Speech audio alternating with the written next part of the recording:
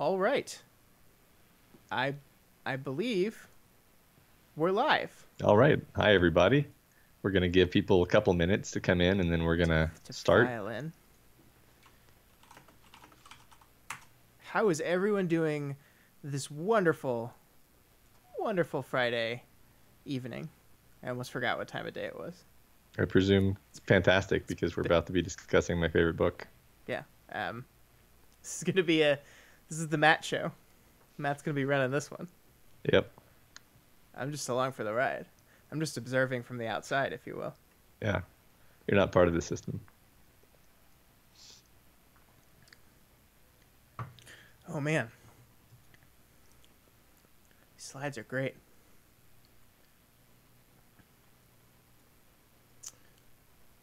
Hi, Toby. Hi, Tony. Thinking about lunch? That's weird. It's 9:30 at night.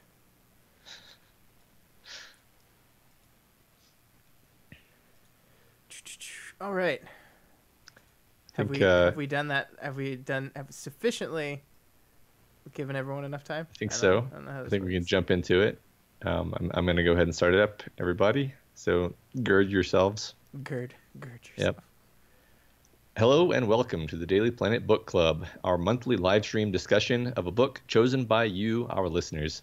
This organism's name is Matt Freeman, and I'm joined by an organism that I refer to as Scott Daly for convenience.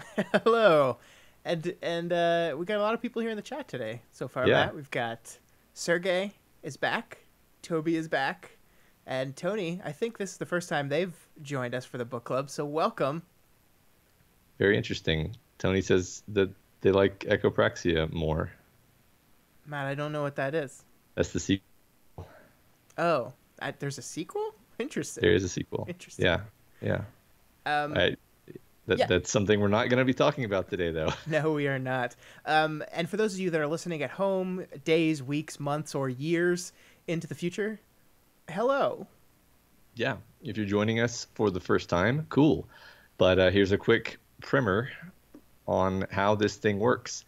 Each month, Scott and I select 5 books submitted by all of you. We put up a poll for our supporters on Patreon and let them vote on which they'd like us to talk about. The book with the most votes wins, and then we all read it together. That is right. We meet up on the last Friday of every month, and we chat about the book. We pull some slides of important or interesting moments, and we dive deep into the story and talk about what we liked, maybe what we didn't, what we thought the themes were, what we thought the writer did well, and it's a good time all around. For those of you that are in the chat with us, if you've never done this, feel free to make comments, ask questions, tell us we're wrong as we go. We want this show, out of all of the shows we do, we want this one to be an interactive, involved discussion with everyone. So please let us know what you think as we go through this thing, and then feel free to ask questions if you want to know what we think about certain things that we didn't bring up. Yeah. All right, Matt. So I guess it's time. Let's announce what book. What book All are we right. doing? This month, you guys voted for Blindsight, the 2006 novel and Hugo Award finalist by Peter Watts. And the summary of the book is as follows. From Goodreads, it's been 2 months since a myriad of alien objects clenched around the Earth, screaming as they burned. The heavens have been silent since, until a derelict space probe hears whispers from a distant comet. Something talks out there, but not to us. Who to send to meet the alien when the alien doesn't want to meet? Send a linguist with multiple personality disorder and a biologist so spliced to machinery he can't feel his own flesh. Send a pacifist warrior and a vampire recalled from the grave by the voodoo of paleogenetics. Send a man with half his mind gone since childhood. Send them to the edge of the solar system, praying you can trust such freaks and monsters with the fate of the world. You fear they may be more alien than the thing they've been sent to find, but you'd give anything for that to be true if you knew what was waiting for them. I like that. That's pretty cool. Goodreads never lets me down with these summaries. Yeah. That's a pretty well written one, I think. Yeah, I think that might be from the book jacket, but I'm not entirely sure. Let's see. No. No. All right. Then good job, Goodreads. So I'm gonna go second to Scott. You Okay. tell me what are your feelings about Blindsight? Yeah. So, obviously, as many of you might know out there, this is Matt's favorite novel. So I read this book for the first time 3 years ago because, Matt, it was right around the time when you and I kind of got together to build the early stages of what ended up being Daily Planet Productions. And you wrote this review for our site, this glowing review of this book that basically said, I gift this book to everyone, and it's the best book ever, and everyone needs to read it. And I said, okay, Matt, I'm going to listen to you. And I went through and read it. And I enjoyed the book the first time I read it. I am not like a huge, hard science fiction person. The most interesting thing to me reading it this time around is in those 3 years since, obviously you and I have known each other for a very long time, but I've gotten to know you more in these 3 years than I had during any of our previous interactions. And so reading this book this time, it was basically like, this is Matt the book.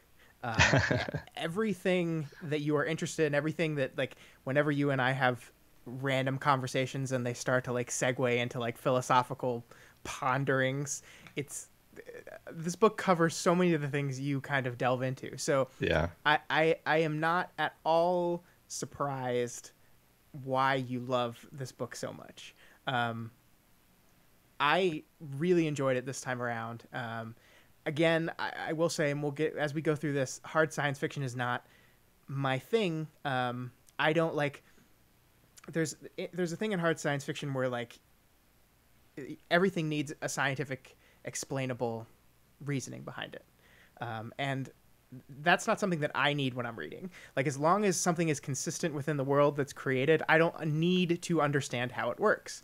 And I think the reason why this book is as good as it is because I think it ticks those boxes for you that appreciate this stuff. I mean, Matt, you are a scientist, and I don't mean just like in your educational background and your job. I mean, that's just like the type of person you are. You are curious and ask questions and study.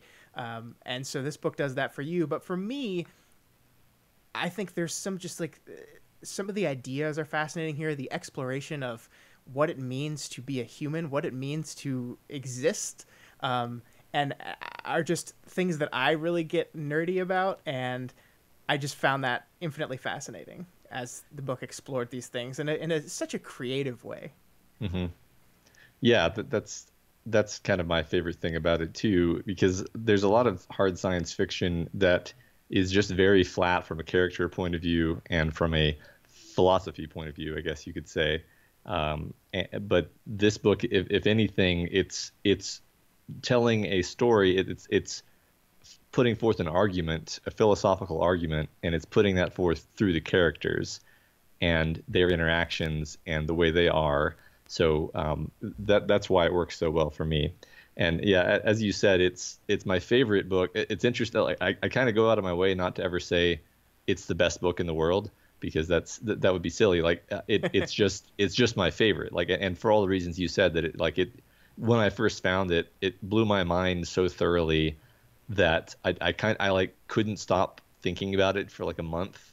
And like you said, I like bought a bunch of copies just to give to people. That's how kind of crazy and evangelical I got. So I'm able to be a bit objective and say, yeah, this isn't Dostoevsky or whatever, but it's perfectly plugged into my brain, and I think people who like the things that I like would like it too. So that's why I tend to recommend it so much.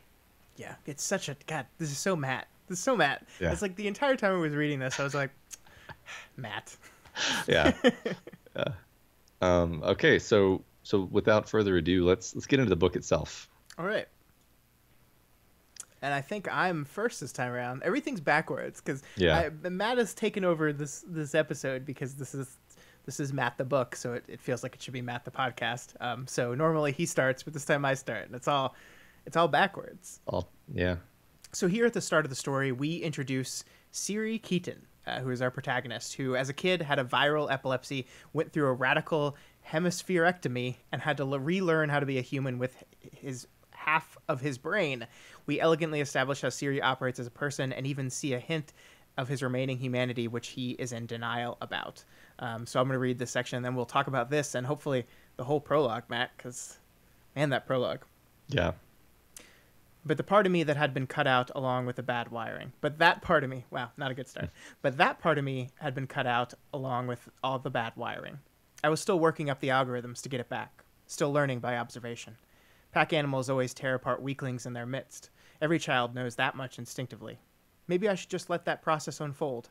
Maybe I shouldn't try to mess with nature. Then again, Pag's parents hadn't messed with nature, and look where it got them. A son curled up in the dirt while a bunch of engineered superboys kicked in his ribs. In the end, propaganda worked where empathy failed. Back then I didn't so much as observe, didn't deduce so much as remember. And what I remember was 1,000 inspirational stories lauding anyone who ever stuck up for the underdog. So I pick up the rock the size of my fist and hit 2 of Pag's assailants across the back of their heads before anyone even knew I was in the game.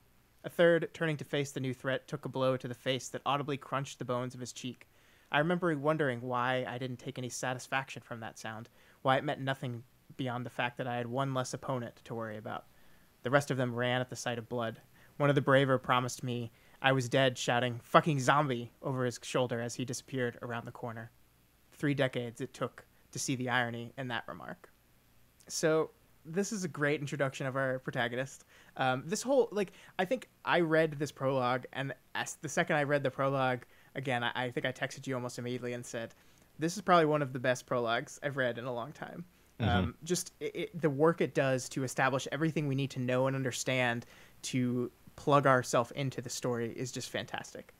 Yeah, and that's one thing that was interesting while I was assembling these slides is that there's a pull to talk about like the future first contact aliens aspects of the story, when the heart of the story is Siri, the character, his relationship with Pag, which is also related to his relationship with Chelsea later on. Within this prologue, you come to understand that his parents made this decision to give him to basically to cut out half of his brain and to sort of kill the person who he was and replace him with someone different, essentially. And he's messed up about it, and the whole book is this exploration of Siri Keaton's psychology, actually. And like you said, this prologue sets up all these elements immediately. Yeah, and I love the tone establishing it does, because you have Siri as this guy who violently beats up these kids. Like he hit a kid with a rock and crunched the bones of his cheek.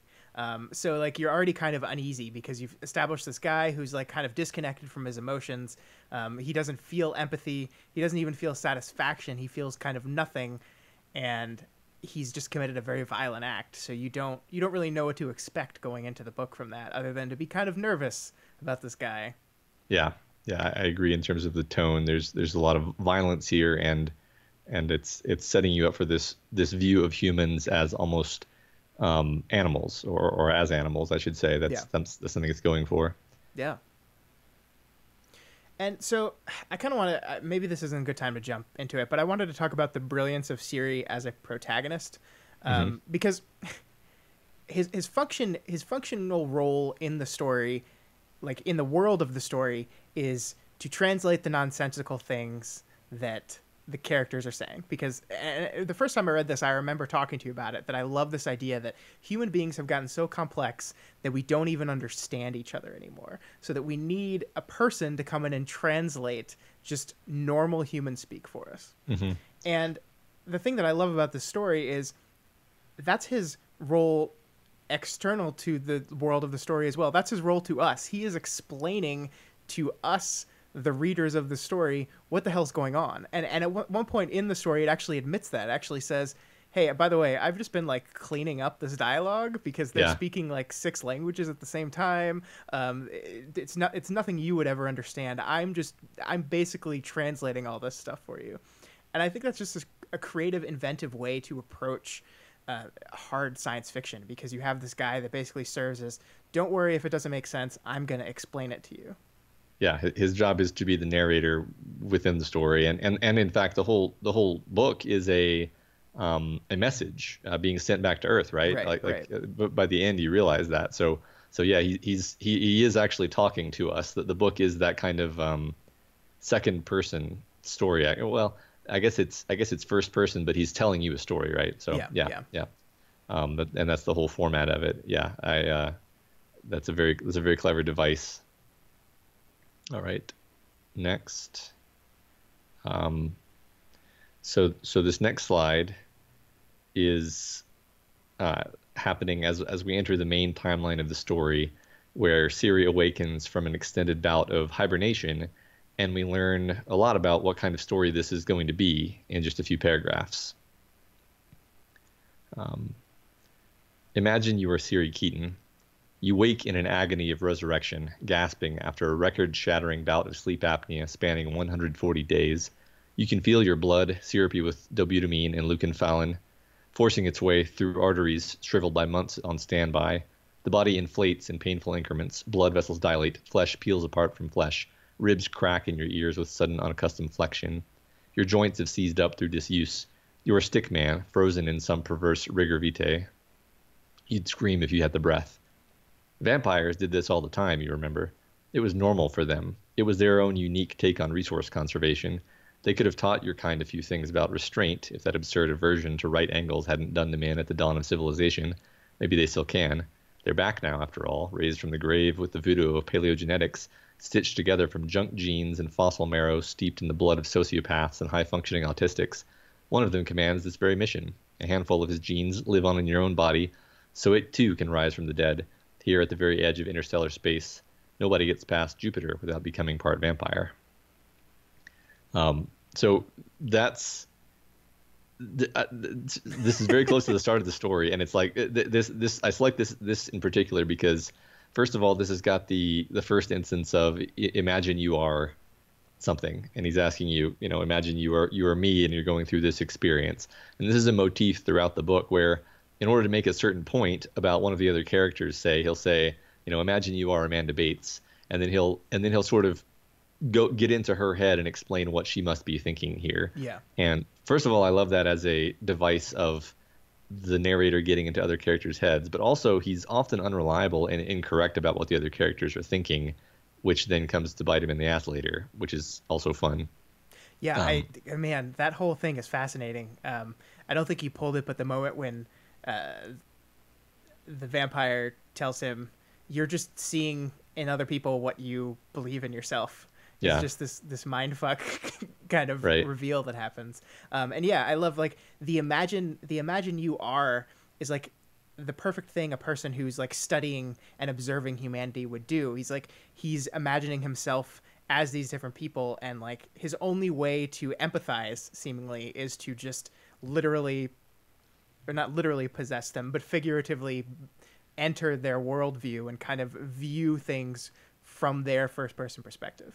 Right, because he basically says, or claims at least, that he doesn't have empathy, and he has to kind of simulate it all very effortfully, and even relying on like neurological prostheses, which I don't think is accurate, and I think we'll get to that. No, and I think that's the way we will get to it, but the way the book lays the breadcrumbs for that like it's so subtle that like if you're not even paying attention to it, you might miss it. That like there are times when he acts in certain ways that a person that is just simulating empathy would not do, especially since we're in his head for most of it, and we know when he's like when he simulates, like he makes sure to tell us the reader. It's like, and I searched for what a person would say in this moment, and I did that. But there are times when he just reacts, and you're like, wait a minute, that seems like an emotional, empathetic reaction there.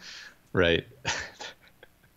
I'm not sure. I don't know if this is exactly what you're referring to, but there was a moment where where the text says, "Oh shit," someone said, maybe Amanda, and for some reason everyone was looking at me. Yeah, that is exactly what I was talking about.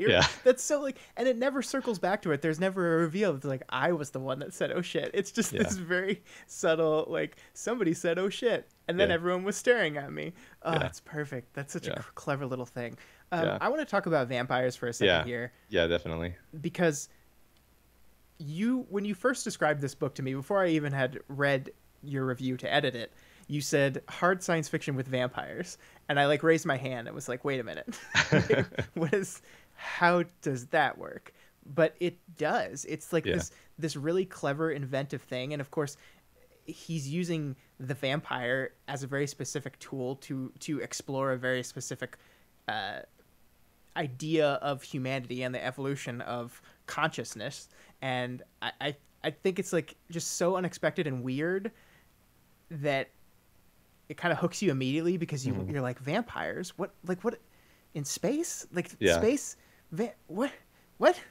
Yeah, this is kind of, I agree. This is kind of the moment of the book where you're like, okay, you got me, like I don't know where you're gonna go from here, but you gotta explain this. And yeah, like this is kind of priming you early, because you're gonna meet a vampire in a couple pages, really. Yeah. On this idea. And yeah, like this is also very typical of Watts' style of just throwing a ton of hard sci-fi concepts at you just constantly, just constant barrage of these concepts, and he just like tosses them in and just moves on, and like it's like, okay, you got that right, because that's going to be relevant to the plot from now on. Moving on. Like he doesn't wallow for too long on any particular thing, other than I suppose like the philosophical argument that he's constructing. Yeah, but there's a line there, and I don't think he goes too far with it. Like, I don't think he throws so much at you that like you will get lost. I do say this is a book that you have to probably read slower than you normally would. Yeah. But there's another part of this that I wanted to bring up with you, because it's something you mentioned, because I went back and read your original review from 3 years ago, and one of the things you said is he throws a lot of terms at you, scientific terms, and kind of assumes that you know them, and I don't. And what I wanted to do on this read through was I wanted to very specifically not stop to look up the terms that I don't know, because I kind of wanted to test myself. I wanted to see, will this book still work on someone that doesn't know the detail of the scientific lingo? Can I just get by on context clues? And I think the answer to that is yes. Now, it's a little, I'm a little biased because I had read it once before, so I wasn't like experiencing all the stuff as new, so it's not the perfect experiment, but I do think that you can gather most of the scientific terms and stuff from context, that you don't need to know. And there probably is a level of enjoyment at which you and other scientific people would have, that you get in detail every single one of these terms, but I don't think it's story breaking. Yeah, and I suppose I hope not.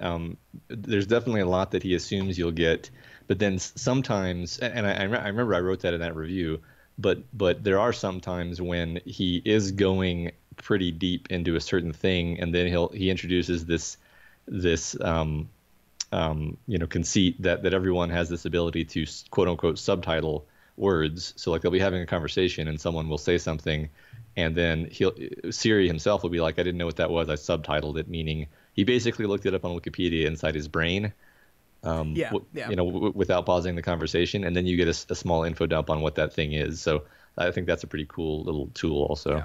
But they're also like, if it's something that's super, super important to the plot, that is a scientific term. Like I had never heard of what a Chinese room was before, but the story, pauses to explain the Chinese room to you, to a very base level, to where you get it. Like you get it. Like I don't think scientific terms, scientific knowledge or not, you understand what a Chinese room is by the finish of that section. Yeah. Toby describes the vampires as some bad Stargate shit. Which is perfect. Andrew says he loves this book and he loves us, Matt. Aw. Oh, thank you. Thanks. All right, is that all you wanted to mention on this one? Yeah, we're about to get more into vampires in a little bit, so yeah, we can move on.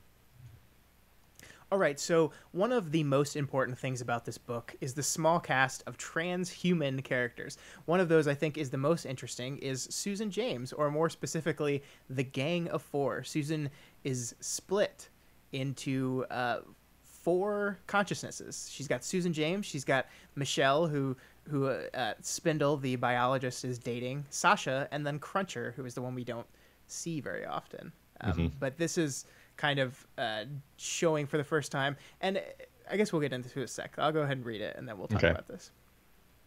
Jesus. A tremor sent spittle sailing from the corner of Spindle's mouth. Let me talk to... I've discussed it with the rest of the gang, Isaac. We're all agreed. All agreed? You don't have a working majority in there, Suze. Just because you cut your brain into pieces doesn't mean they each get a vote. I don't see why not. We're each at least as sentient as you are. They're all... you. just partitioned. They don't seem to have any trouble treating Michelle. You don't seem to have any trouble treating Michelle as a separate individual. Michelle's, I mean, yes, you're all very different facets, but there's only ever one original. Your alters don't call us that, Sasha erupted with a voice as cold as Locke's. Ever.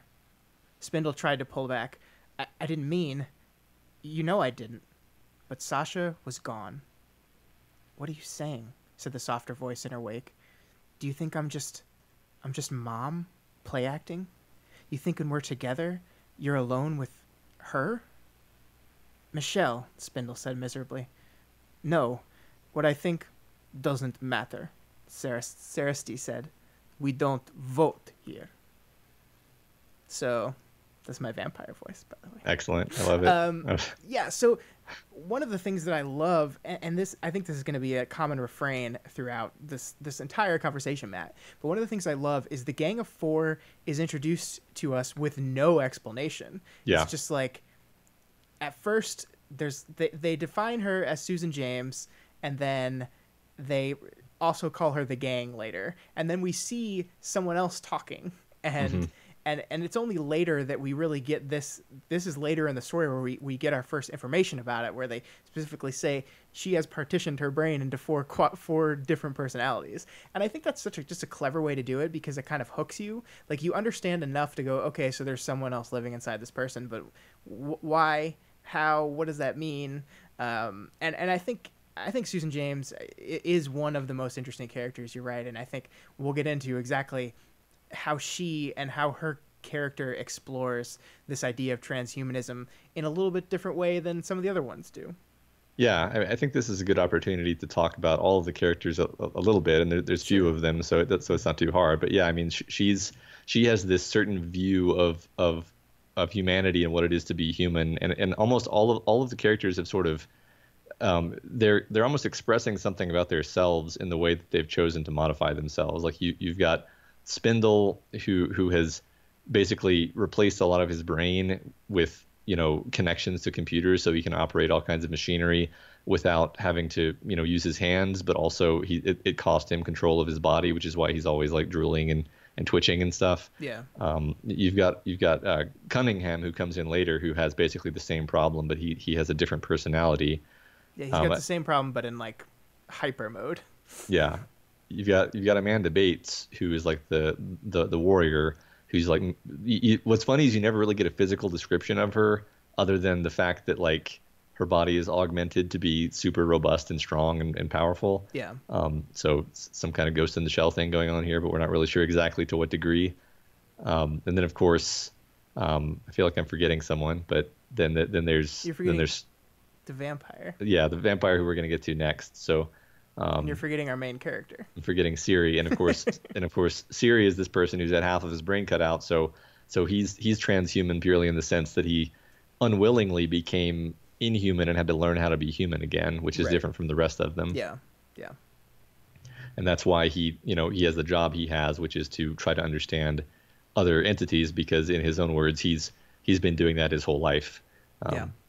Well, and it's interesting because he's still modified by tech as well. Like, he's got a bunch of stuff in his brain to help him read people, but it's kind of like there's this almost contradiction in that, and I think that's intentional, that like he's good at this because he had to study people from the outside because he was never really human before, but also he's got all this tech that helps him do it, and that's how he became an expert at it. So it seems those two things almost would contradict each other. Like, if he's got the tech, why do you need someone that had half a brain and is this weird? Or if he's this outside of humanity, why does he need the tech to do it? And I think that's kind of intentional. At least that was my read on it.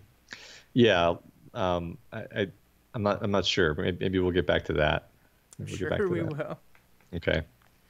All right. So next slide, we finally meet the vampire we've been talking about, Juka Sarasti, the transient predator, and everyone's favorite part of the book.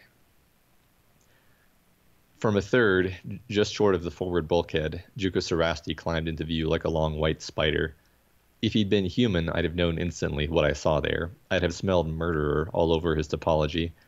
And I wouldn't have been able to even guess at the number of his victims because his affect was so utterly without remorse. The killing of 100 would leave no more stain on Sarasti's surfaces than the swatting of an insect. Guilt beaded and rolled off this creature like water on wax. But Sarasti wasn't human. Sarasti was a whole different animal, and coming from him, all those homicidal refractions meant nothing more than predator. He had the inclination, was born to it. Whether he had ever acted on it was between him and Mission Control. Maybe they cut you some slack, I didn't say to him. Maybe it's just a cost of doing business. You're mission critical after all. For all I know, you cut a deal. You're so very smart. You know we wouldn't have brought you back in the first place if we hadn't needed you. From the day they cracked the vat, you knew you had leverage. Is that how it works, Juka? You save the world, and the folks who hold your leash agree to look the other way? As a child, I'd read tales about jungle predators transfixing their prey with a stare. Only after I'd met Juka Sarasti did I know how it felt.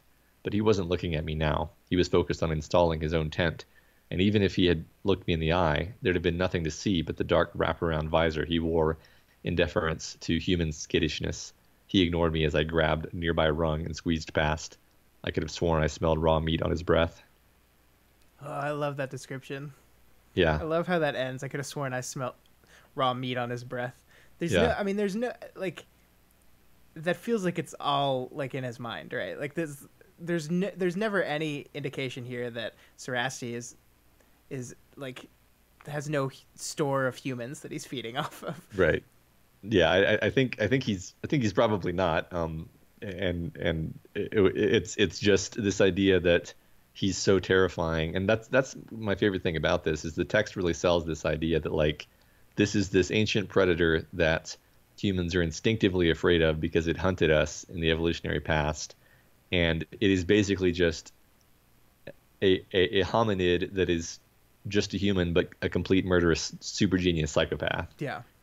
It's like a species of Hannibal Lecters, except also super strong and fast. And so there's two things I want to talk about with reference to vampires. So first of all, Peter Watts did this really hilarious like video PowerPoint presentation, which was basically Really?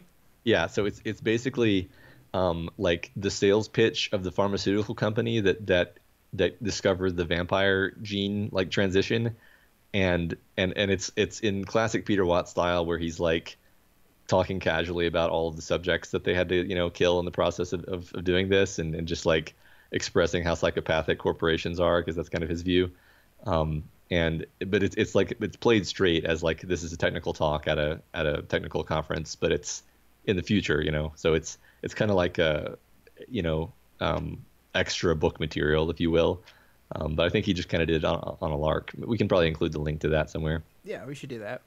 And then the other thing that I want to talk about is the fact that Peter Watts loves cats, and he always writes about cats on his blog. And knowing that, it kind of becomes obvious to me that Sarasti is basically a cat with like you take the psychology of a human and then you map onto it like the carnivorous predatory remorselessness of a cat, and that describes Sarasti pretty well, I think.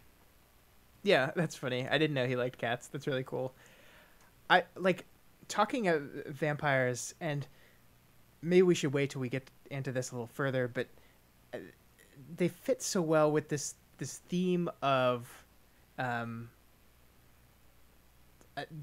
different like it's transhuman in a different kind of way, right? It's like it's like whatever like it's not reverse transhumanism, but we define human as consciousness, so it's like reverse it's like reverse consciousness, right?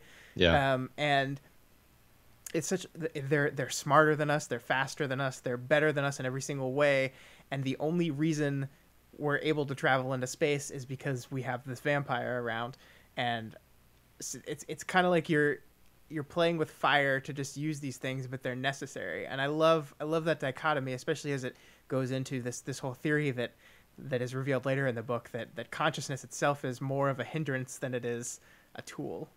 Yeah, it takes a while to get into explaining this, but there's this idea that Sarasti never uses the past tense when he's speaking, because everything is happening for him in the moment, and he's just in this constant sort of almost like dream state is how it's described at one point. And and that his despite being super intelligent, his awareness is very different from what a human would think. And that's sort of laid there and then helps build toward the big reveal, the big philosophical reveal later on. Yeah. I can't wait to get there. Yeah.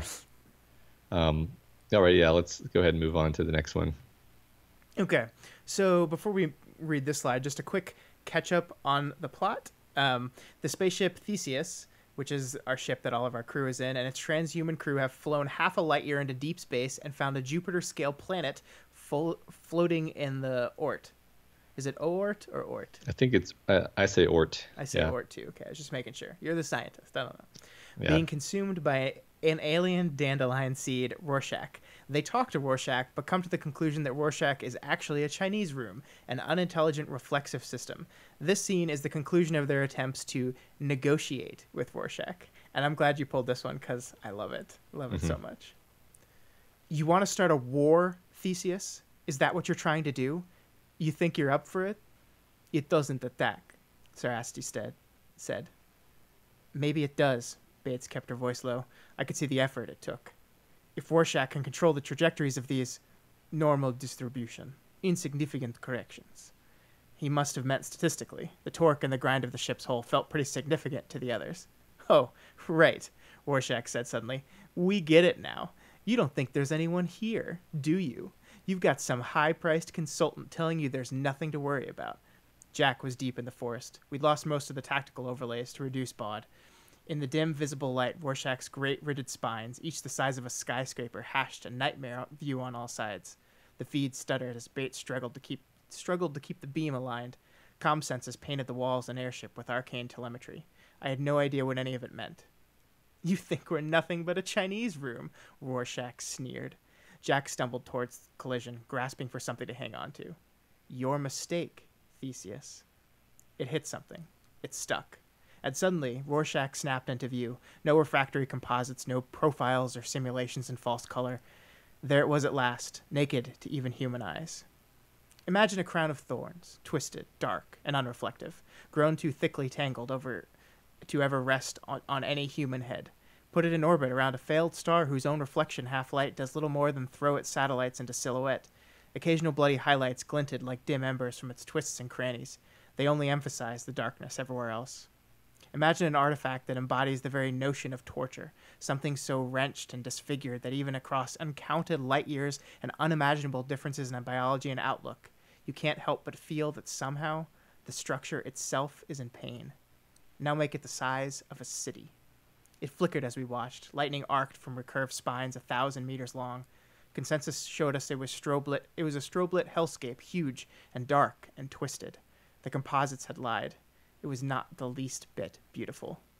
Now it's too late, something said from deep inside. Now every last one of you is dead. And Susan? You there, Susan? We're taking you first. It's creepy, man. Yeah, and we're going to talk more about the creepiness, but basically this is a horror book, right? Yeah, like yeah. You've got vampires, you've got zombies essentially. Like that's somebody calls Siri a zombie almost immediately. You've got aliens. It's just so creepy and atmospheric. Like the description of Rorschach is basically the whole reason I pulled that out, where it's just this thing out of hell, right? Yeah. Like this wouldn't be inappropriate in Event Horizon, like That's exactly what I was going to say. Yeah, but it's hard sci-fi. Like he's come up with an explanation for why this thing is real and in this universe, and that makes it so much more horrifying than Event Horizon. Yeah. You don't have to rely on pretend hell dimension. It's like no, he's basically arguing this could be what's out there. Right. And yeah, that's what's so disturbing to me. And it's like it's challenging exactly their entire theory. Like they came up with this theory. It's just a Chinese room. It's relaying data to us, but it doesn't understand the data. It's not intelligent. It doesn't get the language it's saying. And I think we learn by the end of the story that basically they're putting consciousness as a measuring stick of intelligence without really understanding the difference between the two. And that's the way they kind of completely misread this whole situation, because everything Rorschach says comes true. It does take Susan first. Yeah. That is exactly what happens. It does kill them all except for our main character, but it's like, it's creepy and threatening, and like in the back of your mind you're like, no, it doesn't actually understand what it's saying here. It doesn't actually understand it. But as we learn, understanding it and knowing it are kind of different things. Yeah. And plus, like, I think you're right about everything you just said there. And then on top of that, like, it's this super intelligent, like, game theory engine. Right. It's this pinnacle of like a survival machine. So the reason it's saying what it's saying here has more to do with it's just choosing the best thing to say to get the best outcome for itself. Right. And it just so happens to think that, like, delivering a really creepy threat is the right path here, which also happens to be really creepy. Which makes it almost, it makes it almost more scary, because like a conscious knowing threat versus a threat that is just determined to be the best possible outcome in your scientific model, that's creepier than like someone trying to make a threat, because you realize that there's nothing consciously stopping a person or a thing from carrying out that threat, because it's just part of a model. Yeah. And even by the end of the book, you don't really have a real solid understanding of what Rorschach is and where this voice is coming from on any level, really. It's which makes it better. Like, I'm happy that this book kind of leaves you with some questions. I am too. I think the second half of this book does kind of start putting pieces together and brings the philosophical conclusion that the book is making to a really poignant moment, but it doesn't have to wrap up and tie off every single loose end to do that. And I think that's kind of good writing when you can do that. Exactly. Like, you never really learn where it came from, other than just like a comparison to a dandelion seed. Like whatever this is, it seems like it's a disposable, like barely significant child of a parent that doesn't care about it at all. And it's just like the universe is then presumably full of stuff like this that's just kind of mindlessly replicating and consuming. Which is horrifying and Lovecraftian. I mean, even that word mindlessly is only based off of our perception of mindfulness, right? That's the thing that gets me, is that like there's a line in the book, and I can't remember what it is, like, imagine a lack of consciousness, of lack of self-awareness. Like, you can't imagine that. Like, a human being cannot imagine what a non-self-aware intelligence looks like. We can't. And it's horrifying to us, because we place such a premium on our awareness, on our consciousness. Exactly. That's a great segue. I'm glad you said that, because that gets us right into this next thing, because I think here Watts is trying to kind of, because it's so hard to imagine, he's kind of drawing arrows at that concept in various different ways. So here in this scene, Sarasti sends the humans to board Rorschach in order to investigate. So that they take a little ship down and they land, and it's all kind of figured out by Sarasti such that they can make it to the surface and kind of drill through. And now they're all inside the terrifying catacombs of Rorschach. "They're here," James whispered. Something was. I could feel it always behind me, no matter where I turned. I could feel some great roaring darkness swirling just out of sight, a ravenous mouth as wide as the tunnel itself. Any time now, it would lunge forward at impossible speed and engulf us all. "They're beautiful," James said. There was no fear in her voice at all. She sounded awestruck. "What? Where?" Bates never stopped turning, kept trying to keep the whole 360 in sight at once.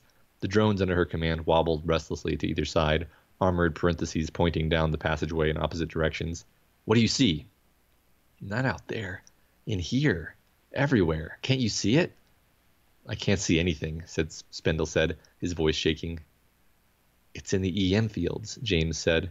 "That's how they communicate. The whole structure is full of language. I can't see anything," Spindle repeated. His breath echoed loud and fast over the link. "I'm blind." "Shit," Bates swung on Spindle. "How can the radiation, I don't think that's it."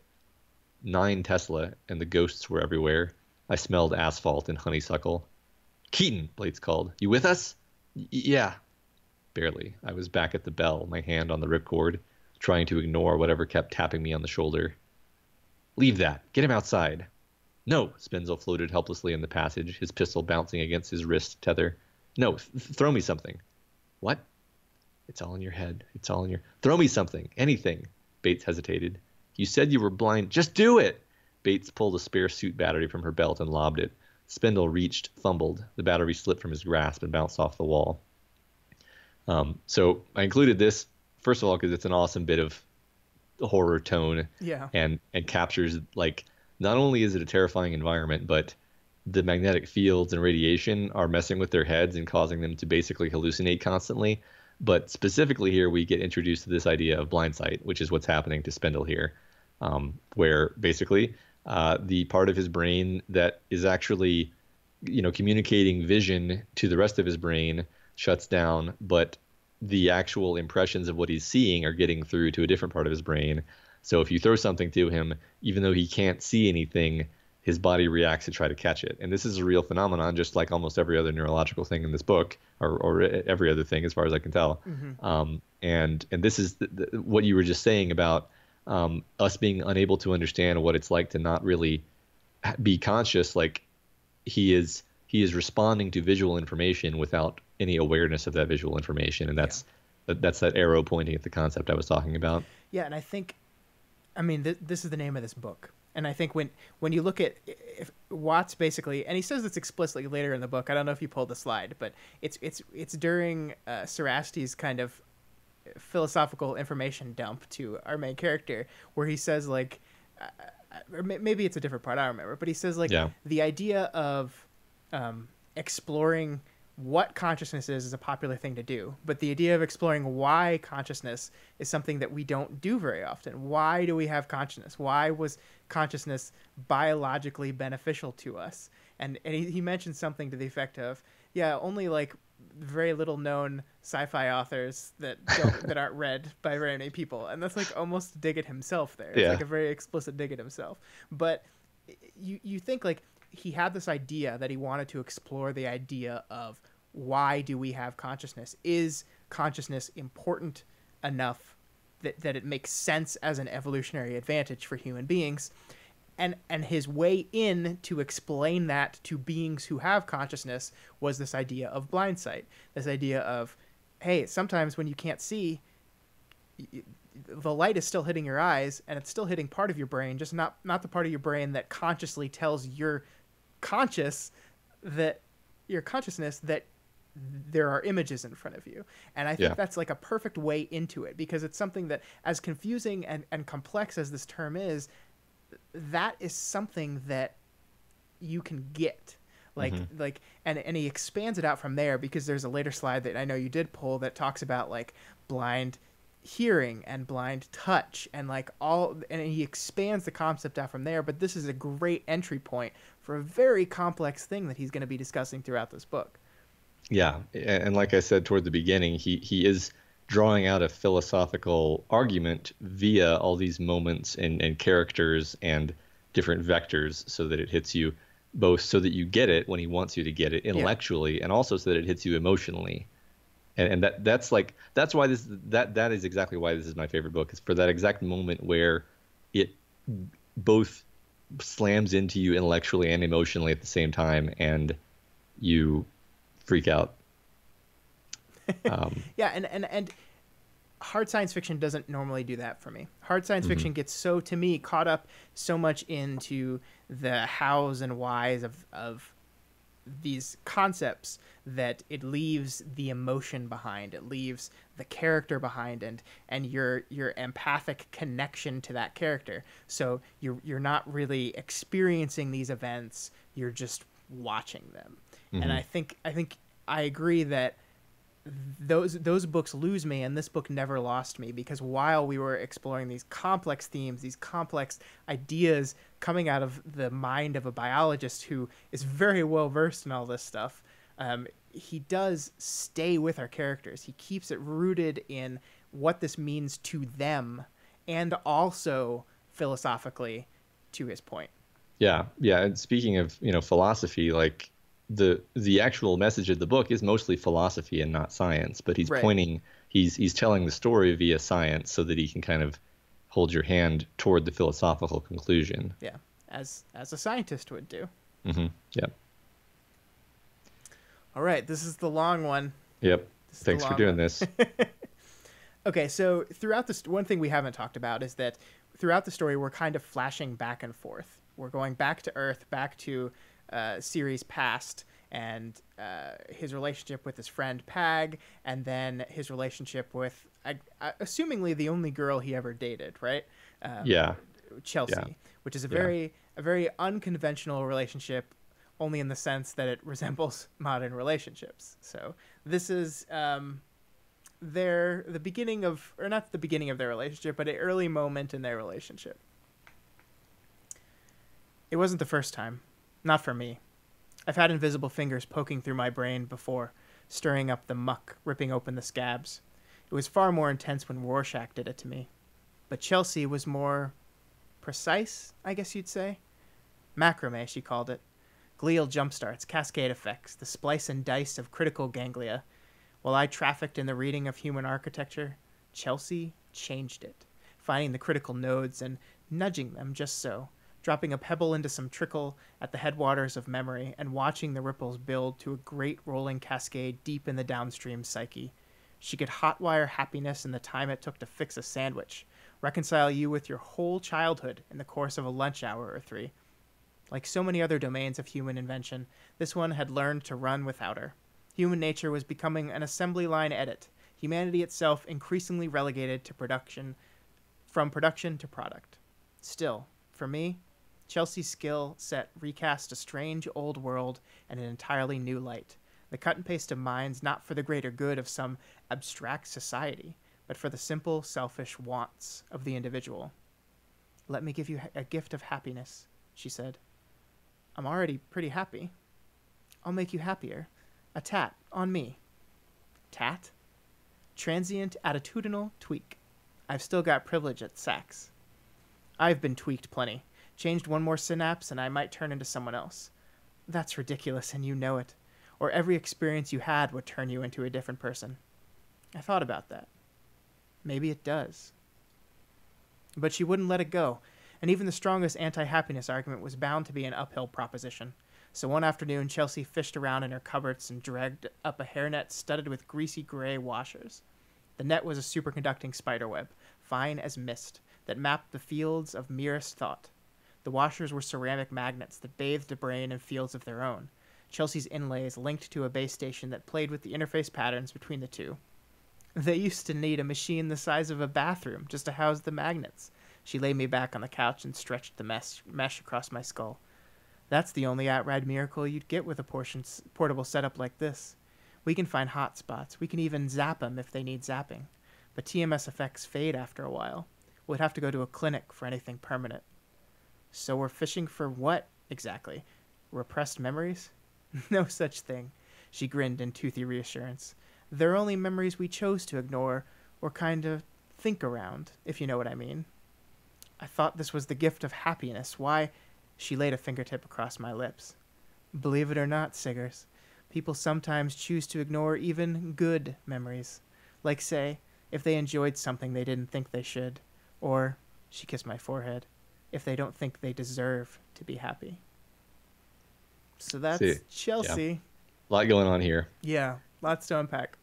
So, so first, what we actually read, and then I guess we can talk about the context of it. Like, yet another cool sci-fi idea that people can just at their leisure go in and have things that are bothering them, like, basically zapped out of their brain permanently, which is like this huge idea you could write a whole book about, right? But it's just and this is another thing. Side thing. Yeah, we're just throwing this in there.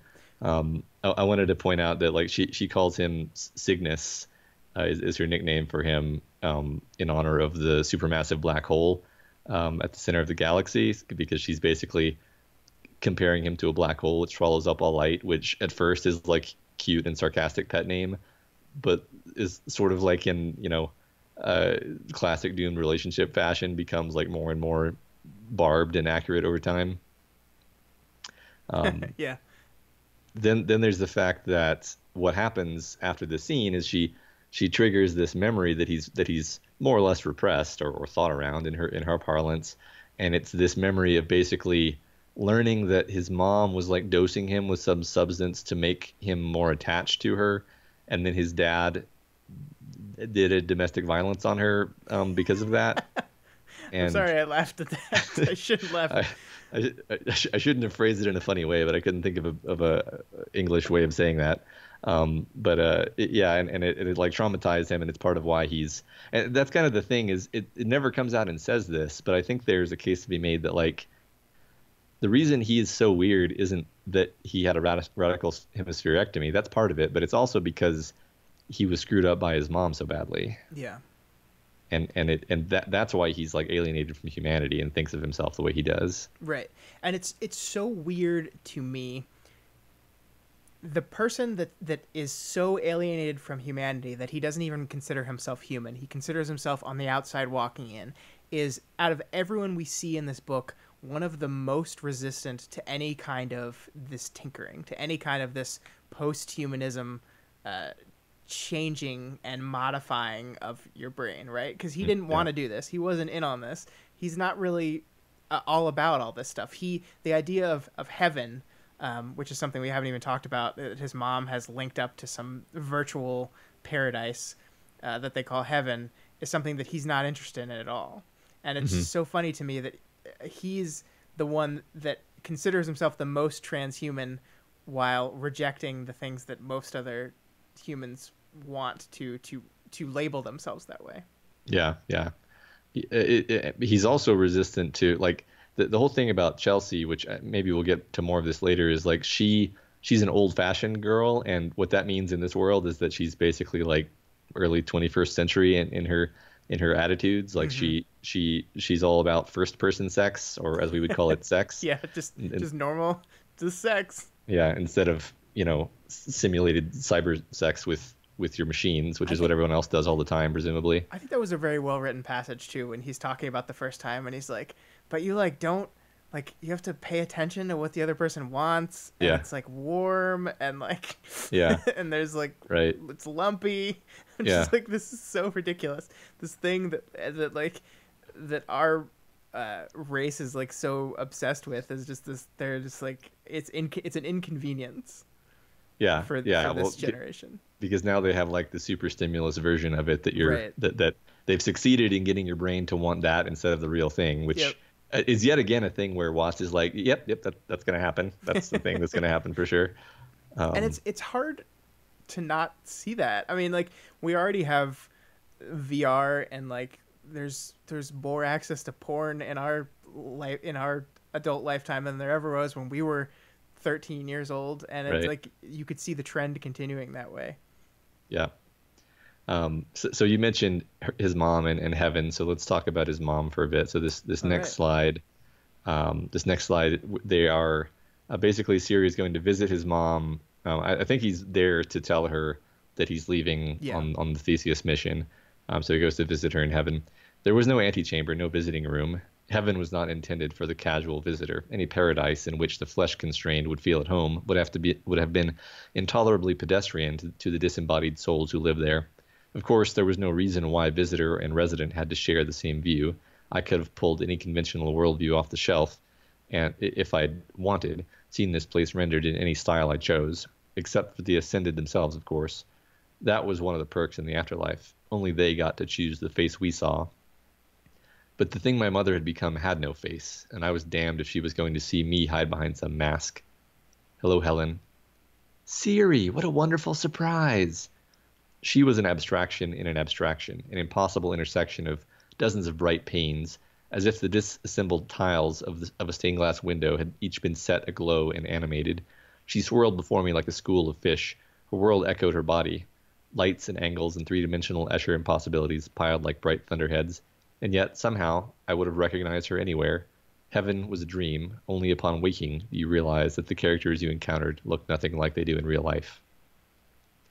So he's got a real complicated relationship with his mom, and this doesn't scratch the surface of it, but it does touch on this thing where he probably rightly feels that because of his kind of abilities as a synthesist, he recognizes her even in this form, and he says later in this conversation something like, I just thought you'd have changed more," and she laughs like, what do you mean? Of course, look at me, and he's like, "No, you know what I mean."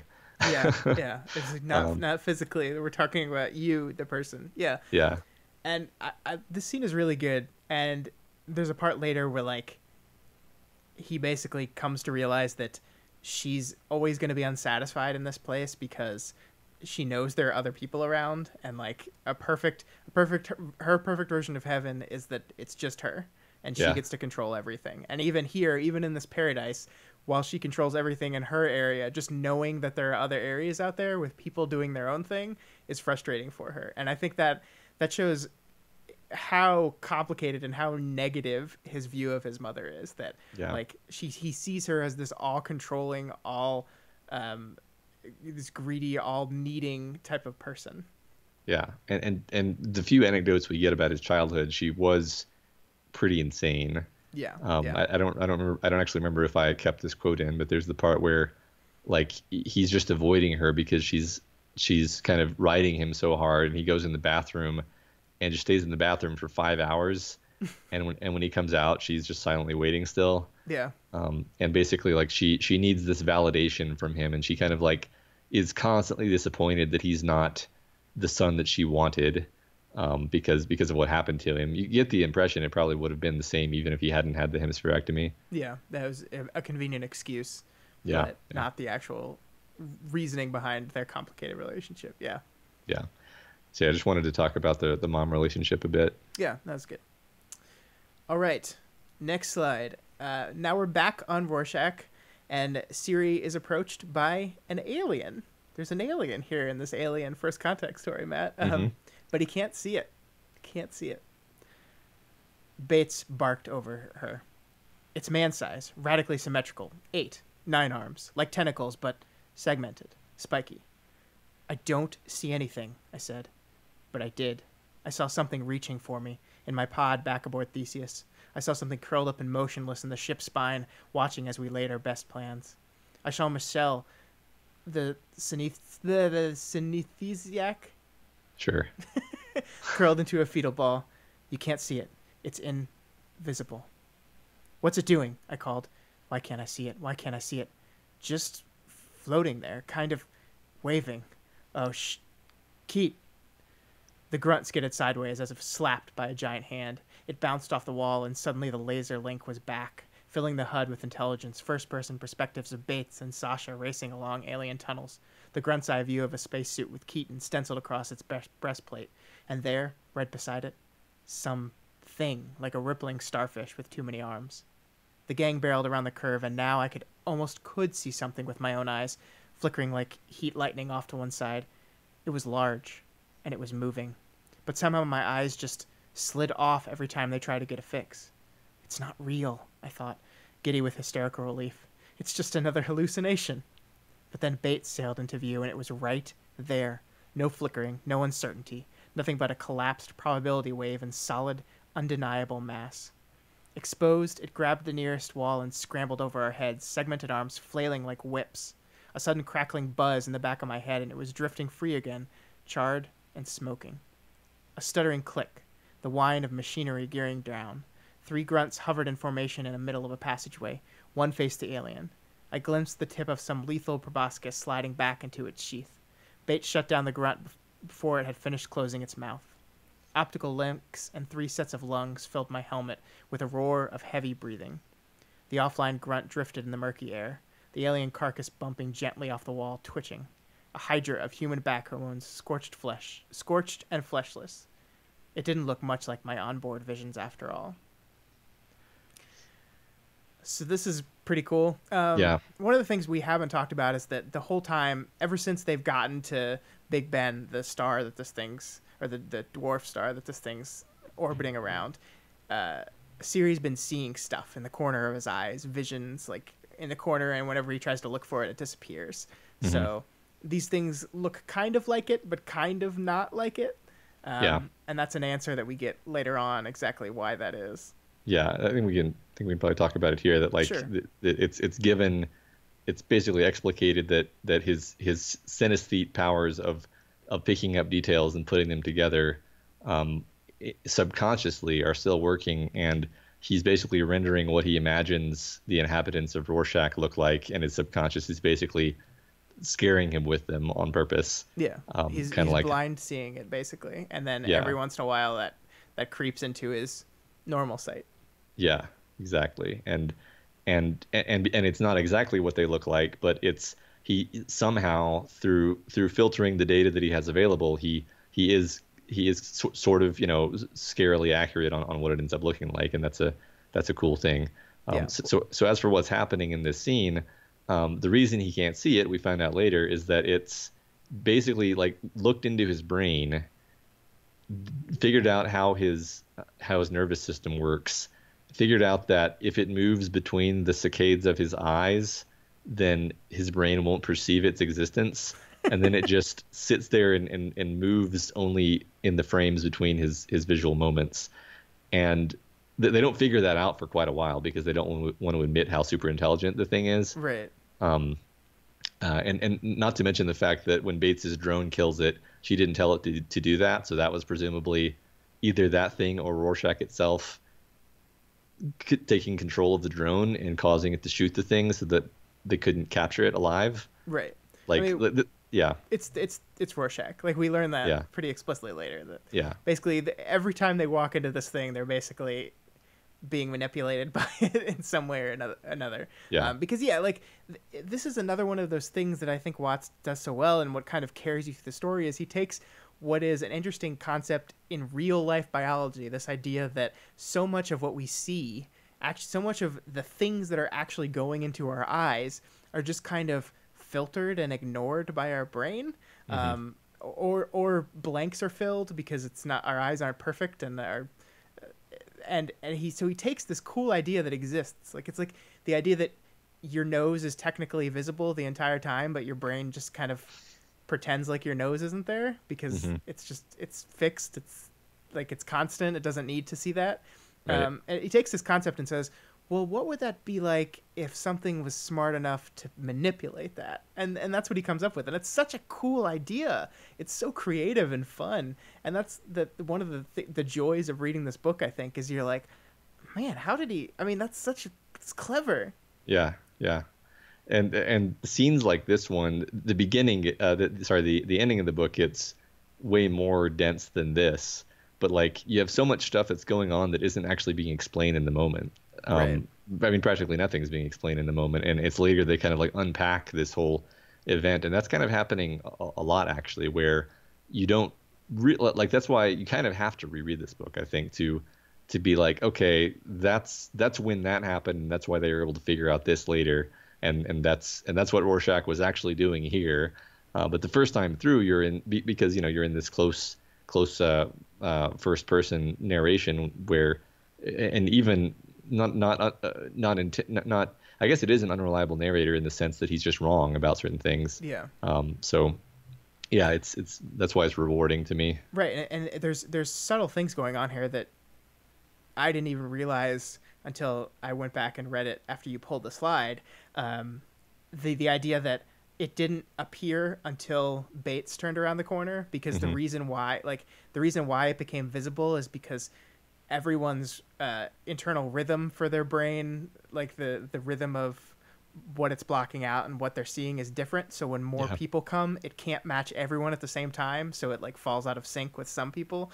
Right. And it's setting you up to understand that, because someone comes around the corner and suddenly there's another person, and now it can't keep up with that anymore. And that's all there. It's all established and internally consistent with the world, but it's not explained to you until much later. Exactly. Yeah. First Susan James comes and he can sort of see something, but it just looks like but then when it's three people, it can't compensate for all three. Exactly. Yeah. Cool. So now let's have another flashback to discuss Siri's love life before we get back into deep space. Yeah, the important stuff. Yeah. So this one, Siri and his friend Pag, who was his childhood friend, who he saved from the bullies, discuss his relationship problems, and we see how Siri has difficulty connecting with people, and kind of uses science to excuse it. I think is how I would characterize it. I deal with other people's I deal with other people's information. I don't vomit my own personal life into the public sphere.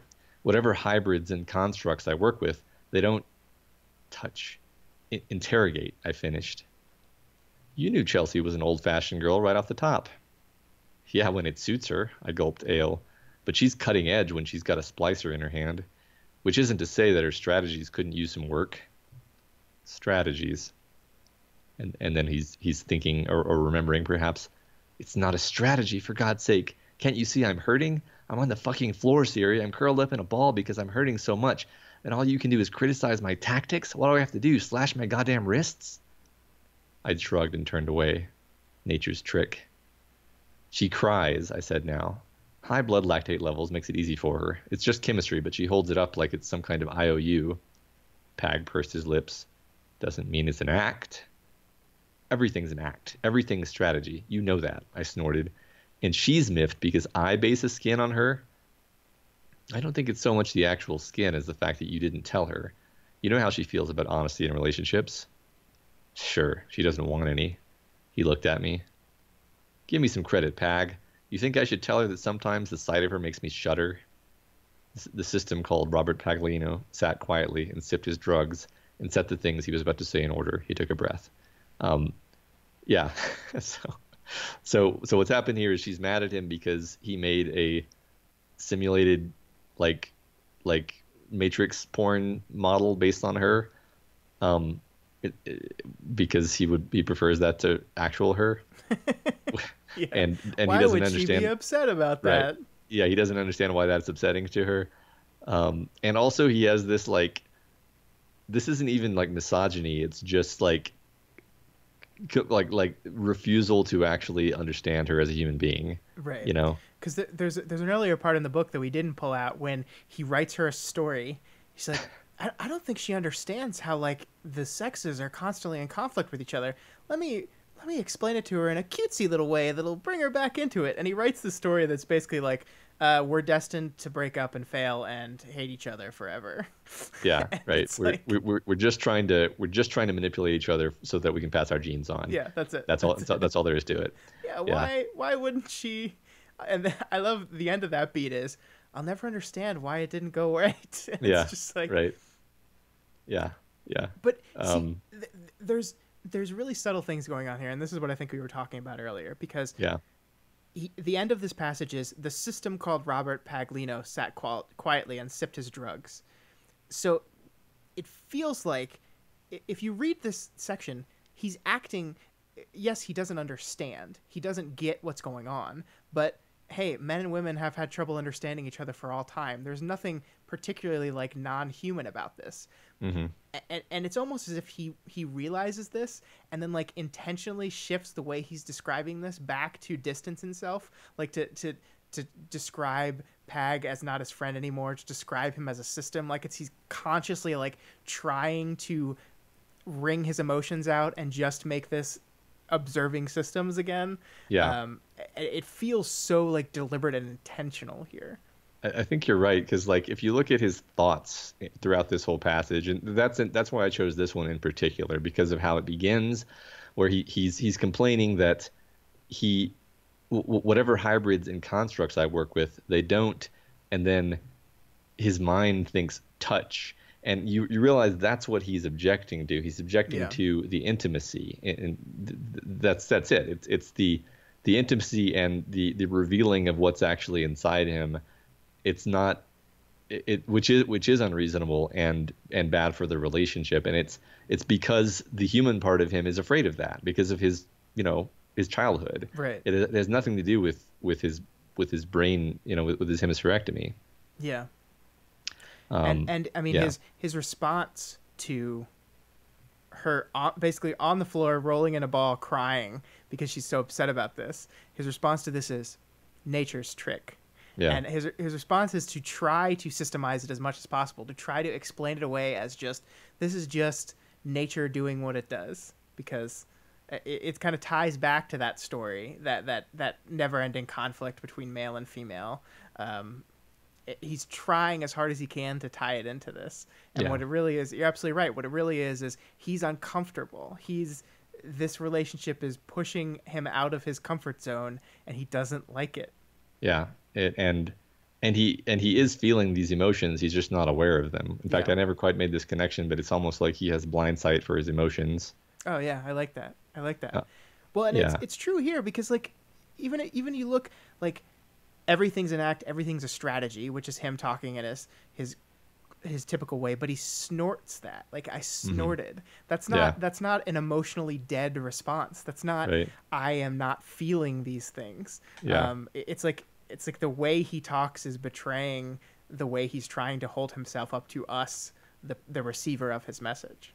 Yeah, and I think there's no better time than now to talk about how everything ends with Chelsea, because I didn't pull a slide on it just because there's too much going on in the story, frankly. But basically, she after they've broken up, she catches some like weaponized virus that is slowly and painfully killing her, and he learns that she's trying to contact him, and he doesn't. He hears her message, but he doesn't call her back. Yeah, like 5 times. Yeah, and it's really cool, I think, because the way the prose portrays it is like he's just trying to find the proper response that a human would give in this situation, but actually, like, it's very obvious that what's actually happening is he's just devastated and paralyzed and doesn't know what to do and is just crushed. Yeah.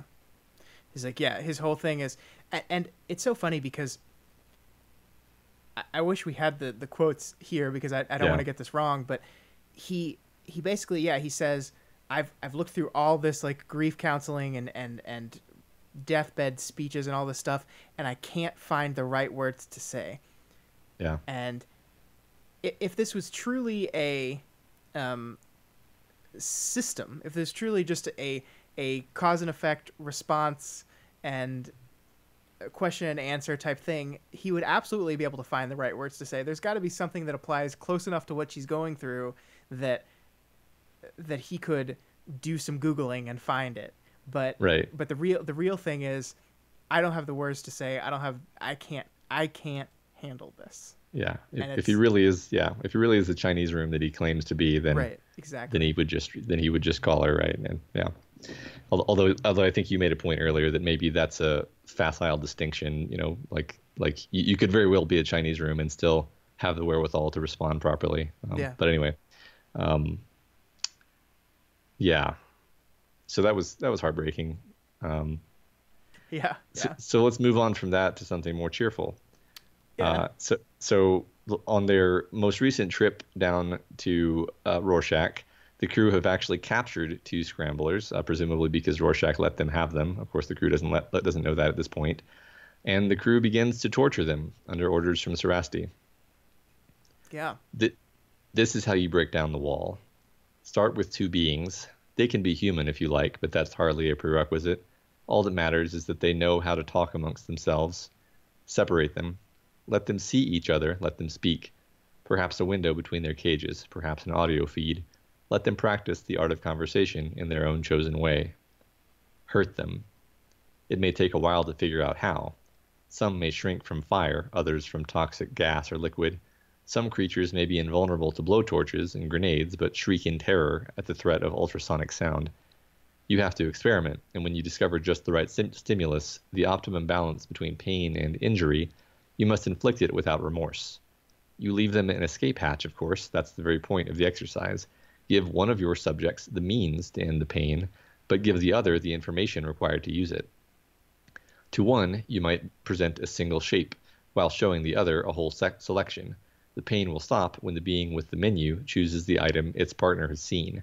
So let the games begin. Watch your subjects squirm. When they trip the off switch, you'll know at least some of the information they were exchanged. And if you record everything that passed between them, you'll start to get some idea of how they exchanged it. When they solve one puzzle, give them a new one. Mix things up. Switch their roles. See how they do at circles versus squares. Try them out on factorials and Fibonacci's. Continue and sell Rosetta Stone results. This is how you communicate with fellow intelligence. You herd it and keep on herding it until you can distinguish the speech from the screams. This is how you communicate with a fellow intelligence? Yeah. This is blindsight.txt. Yeah, I mean, this is like, this goes back to the game theory you were talking about. This goes back to Siri's entire understanding of the male-female relationship dichotomy. This idea that the only way to communicate, the only way to interact between intelligent beings is just to hurt each other until you find out information about each other.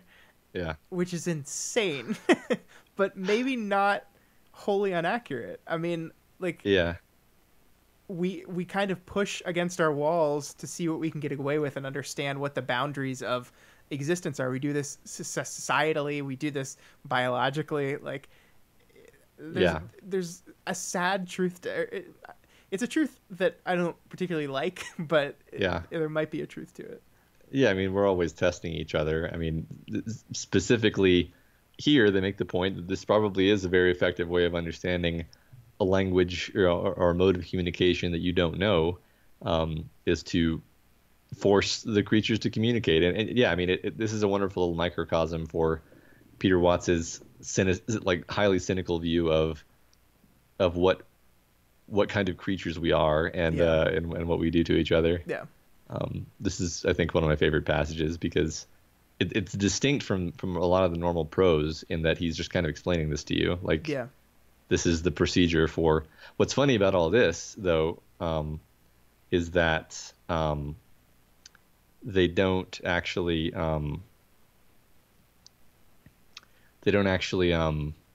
succeed. No, they gain nothing from it other than to know these things are smarter than we think they are. Yeah. Right. But basically, they learn nothing for a long time, and then at a certain point, they learn that the things are communicating through these, like just touching the wall and tapping it extremely rapidly, but even then, they can't figure out what they're saying and how they're communicating. Yeah. It's just horribly sadistic. Yeah. And Susan has a really visceral reaction to this whole thing. She's the one that's in charge of doing it because she's the linguist, but she doesn't like it, and it's very difficult on her. Yeah, yeah. And that comes into play with how the ending rolls out. Yeah, definitely. I just realized I messed up the reading order. Do you want me to do the next one? Yeah, let's keep it going. Because I don't know what to do if there's not an S in the bottom of the screen. Yeah. For me No, I know what you mean. So. Like I said several times now, in the background of the story, we're slowly building up this philosophical gut punch, and I think we even mentioned this exact conversation before. Juka says, Susan stopped, began again. You know that blind sight we get sometimes in Rorschach? I nodded and wondered what Juka had said. Apparently the same thing can happen to the other senses too, she told me. You can have blind touch and blind smell and blind hearing. That would be deafness. She shook her head. But it isn't really, is it? Any more than blind sight is really blindness. Something in your head is still taking it all in. Something in the brain is still seeing and hearing, even if you're not aware of it, unless someone forces you to guess or there's some threat. You just get a really strong feeling you should move out of the way, and 5 seconds later, a bus drives over the spot you were standing. You knew it was coming somehow. You just don't know how you knew. It's wild, I agreed. These scramblers, they know the answers, Siri. They're intelligent. We know they are. But it's almost as though they don't know they know, unless you hurt them, as if they've got blind sight spread over every sense. And I think that kind of just builds up to the next slide, actually, which is where it actually lands. Well, it's cool because what Sarasti does to Siri is basically this exact thing, where he attacks him, wounds him to force him into a kind of realization, to basically force him into a blindsight mode where his body automatically connects dots that his conscious mind could not. Thanks for saying that, because I never quite understood why Sarasti needed to go that far. And now you've explained it perfectly, that he's hurting him and forcing him to reach to that spot that he can't he's not aware of, but that he is intuitively connecting with. There Wow, you go. that's great. You've I just solved the book for You've me. read this book like 5 times, and I just figured it out for you. Yeah, yeah. Well, that was yeah. This thank you. Yeah. All right. So yeah, this is the moment. Is this the moment in your review you said made you stand up Yeah, and walk around your room for a while? yeah, All right. yes. Here we go. Imagine you're a scrambler. Imagine you have no intellect. Imagine you have intellect but no insight, agendas but no awareness. Your circuitry hums with strategies for survival and persistence, flexible, intelligent, even technological, but no other circuitry monitors it. You can think of anything, yet are conscious of nothing. You can't imagine such a being, can you? The term being doesn't even seem to apply in some fundamental way you can't put your finger on. Try. Imagine you encounter a signal. It is structured and dense with information. It meets all the criteria of intelligent transmission. Evolution and experience offer a variety of paths to follow, branch points in the flowcharts that handle such an input. Sometimes these signals come from conspecifics who have useful information to share, whose lives you'll defend according to the rules of kin selection. Sometimes they come from competitors or predators or other inimical entities that must be avoided or destroyed. In those cases, the information may prove a significant tactical value. Some signals may even arise from entities with... I lost it. From entities with... Did I... from entities which I thought I skipped a line. Which, while not kin, can still serve as allies or symbionts in mutually beneficial pursuits. You can derive appropriate responses for each of these eventualities and many others. You decode the signals and stumble. I had a great time. I really enjoyed him, even if he cost twice as much as any other hooker in the dome. To fully appreciate Kesey's quartet, they hate us for our freedom. Pay attention, now. Understand. There are no meaningful translations for these terms. They are needlessly recursive. They contain no usable intelligence, yet they are structured intelligently. There is no chance they could have arisen by chance. The only explanation is that something has coded nonsense in a way that poses as a useful message. Only after wasting time and effort does the deception become apparent. The signal functions to consume the resources of a recipient for zero payoff and reduce fitness. The signal is a virus. Viruses do not arise from kin, symbiotes, or other allies. The signal is an attack. And it's coming from right about there.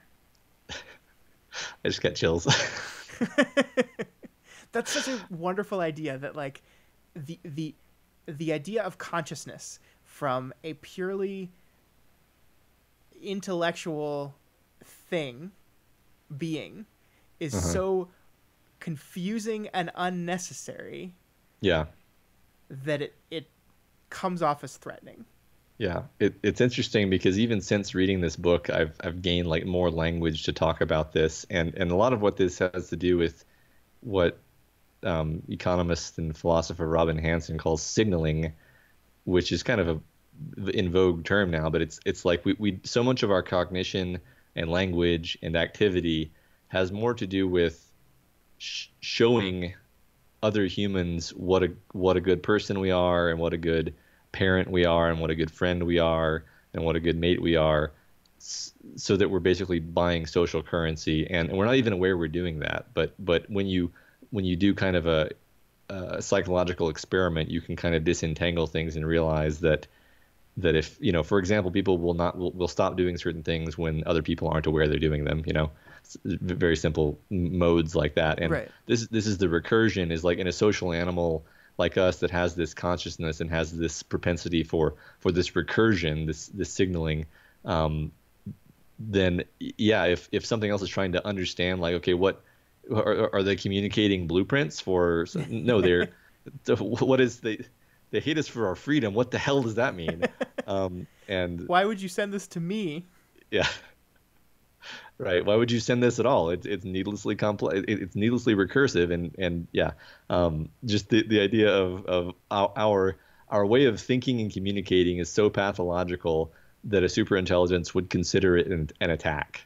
Yeah. Is what just I find both like absolutely like crushing and hilarious at the same time. Yeah, like I mean, the whole concept of talking about how you feel only works if you have awareness, if you are a conscious being. Because if you do not have awareness, then the idea of feelings outside of physical survival make no sense. So listening to a non-aware, non-conscious intelligence listening to a conscious intelligence talk to another conscious intelligence must be so flabbergastingly weird that it has no idea how to parse it. It has no idea what. There's no point, there's no reason, there's no necessity to it. And I think that's kind of where the book lands on consciousness as a whole, that like this is this thing that doesn't appear to have any sort of biological need to it. And it even argues that we would be smarter, more efficient, quicker, better if we didn't have it. Right. More like the vampires. Yeah. But we wouldn't be us. Yeah. Yeah, and you're making me realize I probably should have pulled the slide to be the final slide where Siri reclaims his humanity in the end and realizes, like, you know, what Sarasti did to me, what this whole adventure did to me was show me that I am a human. I am not this like alien creature who did this Chinese room. I am a person. I'm just a little different, and that's how he ends the story. It's actually, despite the fact that it's like the most depressing ending in the world, in terms of like, okay, let's just go through the actual ending. Okay. So everyone dies except Siri. Yeah. It's implied, strongly implied, that the vampires have taken over Earth and are basically killing all of the humans, including the ones that are in heaven. And that's pretty much it. Basically, the implication at the end of the story is that consciousness may indeed be getting snuffed out. Yeah. But on the bright side, that means that the aliens won't come and kill all people, because with no consciousness, there's no perceived threat anymore. Yeah. Hey, yeah, maybe they can negotiate with the vampires. Yeah. Instead of that, though, I chose to end kind of fixating on another thing, just to talk about the ending. You know, so the ending, I think a lot of people have trouble with the ending, because it's chaos. Like you have to chaotic, read it. Yeah. Even I think the book benefits from a couple of read-throughs, but the ending, I don't think anybody gets without a couple at least read-throughs. Everybody ends up rereading the ending, and I think it's intentionally confusing, because the upshot is that you've got Rorschach, which we've described as this, you know, off the scale superintelligence that is just doesn't even think like us at all, and then the AI captain, who they call the captain, who's an AI but they never see and they never really talk to. They are the two chess players that are playing this game, right? And the two of them, between themselves and in their labyrinthine logic, conclude that this is the end game for their own, you know, for their own reasons. And so Rorschach attacks with a swarm of scramblers, plus a brain hijack Susan James, and then the Theseus makes a kamikaze run on Rorschach with its antimatter payload. And while Sarasti is trying to deal with all this, I think it's implied that Susan James has like swapped out his meds, so he's now vulnerable to the crucifix glitch, which was foreshadowed way at the beginning, where vampires can't look at right angles, and that's why they went extinct, because people figured that out. Which is a fun way of bringing science to why a vampire would not like a cross. Exactly. It's a really creative little bit there. Yeah. And so the captain takes over Sarasti's body, and it ends with "You go," the captain said. Okay, so the captain is speaking through Sarasti's body. It's basically puppeting him and using his fingers to type on a touchpad. "You go," the captain said. Someone screamed in the distance. Way off up the spine, the drum hatch slammed shut. I turned and saw a pair of distant grunts welding the seal. They seemed to move faster now than they ever had before. Maybe it was only my imagination. The starboard shuttle lock slid back. Charybdis' inner lights winked on, spilling brightness into the passageway. The spine's emergency lighting seemed even dimmer in contrast. I peered through the opening. There was almost no cabin space left, just a single open coffin jammed between coolant and fuel tanks and massive retrofitted shock pads. Charybdis had been refitted for high G and long distance. And me. Sarasti's corpse edged me on from behind. I turned and faced it. Was it ever him? I asked. Go. Tell me, did he ever speak for himself? Did he decide anything on his own? Were we ever following his orders, or was it just you all along? Sarasti's undead eyes stared glassy and uncomprehending. His fingers jerked on the handpad. You dislike orders from machines, happier this way. So in the end, you learn that even the vampire was being puppeteered by just an AI who is intentionally sort of kept off screen the entire story. Right. Which I think is very much intentionally kind of robbing the humans of agency here. Yeah, I agree. And there's this cool thing, like there's an earlier scene where they're trying to figure out the scramblers, right? And they're like, the scramblers have no genes. I don't understand. How do they know what to do without genes? And there's this moment where they said, no, you don't understand. Rorschach is the genes. The scramblers are the Rorschach is the bee. The scramblers are the honeycomb, meaning that like the programming is in this thing. The reaction of the scramblers is just nature. And that's kind of the way things are going on Theseus too, where the AI, the captain is the bee, and all these people are just the honeycomb. They're just acting or reacting in a controlled way based on the inputs that the AI is giving them. And I think that's fascinating. Yeah, it's really interesting to me that this book is narratively satisfying from a character point of view when the actual plot is like inscrutable 12-level chess between two players that you don't ever really see. Yeah. And the humans are just puppets, including the main character. I don't think they're just puppets, but they're like the amount that they contribute is strongly implied to be very minimal. And it's almost like the captain, the AI, this whole time has just kind of been winding up Siri to deliver the message that it knows is going to, like, basically the captain knows from the beginning that everyone's going to die. Yeah. And its plan from the beginning is, all right, well, I'm going to teach Siri the lesson he needs to understand to get anything out of this, and then I'm going to send him back home in this escape pod. Yeah, and that's why it's narratively fulfilling, because Siri, in order to understand the lesson in the main plot, Siri has to finally understand humanity, which is linking through all these flashbacks we've seen, all his interactions with all these people in his life, his interactions with people on the ship. All of this stuff makes sense narratively because that's what the ship needs him to do. But we're also getting to see a journey for a character that we've grown to care about, because even at the end of humanity, as it were, he is finally comfortable in who he is. And that is very fulfilling from an arc standpoint. Yeah, absolutely. And I think that's why the book works. I think that's why it works, because at the end of the day, this is a man's journey to find himself, mixed in with a lot of complicated science, mind-bending ideas, cool concepts, and hard sci-fi that some of the details of doesn't interest me, but that doesn't even matter, because I can grasp onto the core of the story and appreciate it. Yeah, but I mean, I think it's interesting just as an example, because people talk about how like characters not having agency can be a flaw, and I think in this case it shows that the characters don't need to have agency as long as you connect with them and follow their struggle, and it's believable and you can connect with it.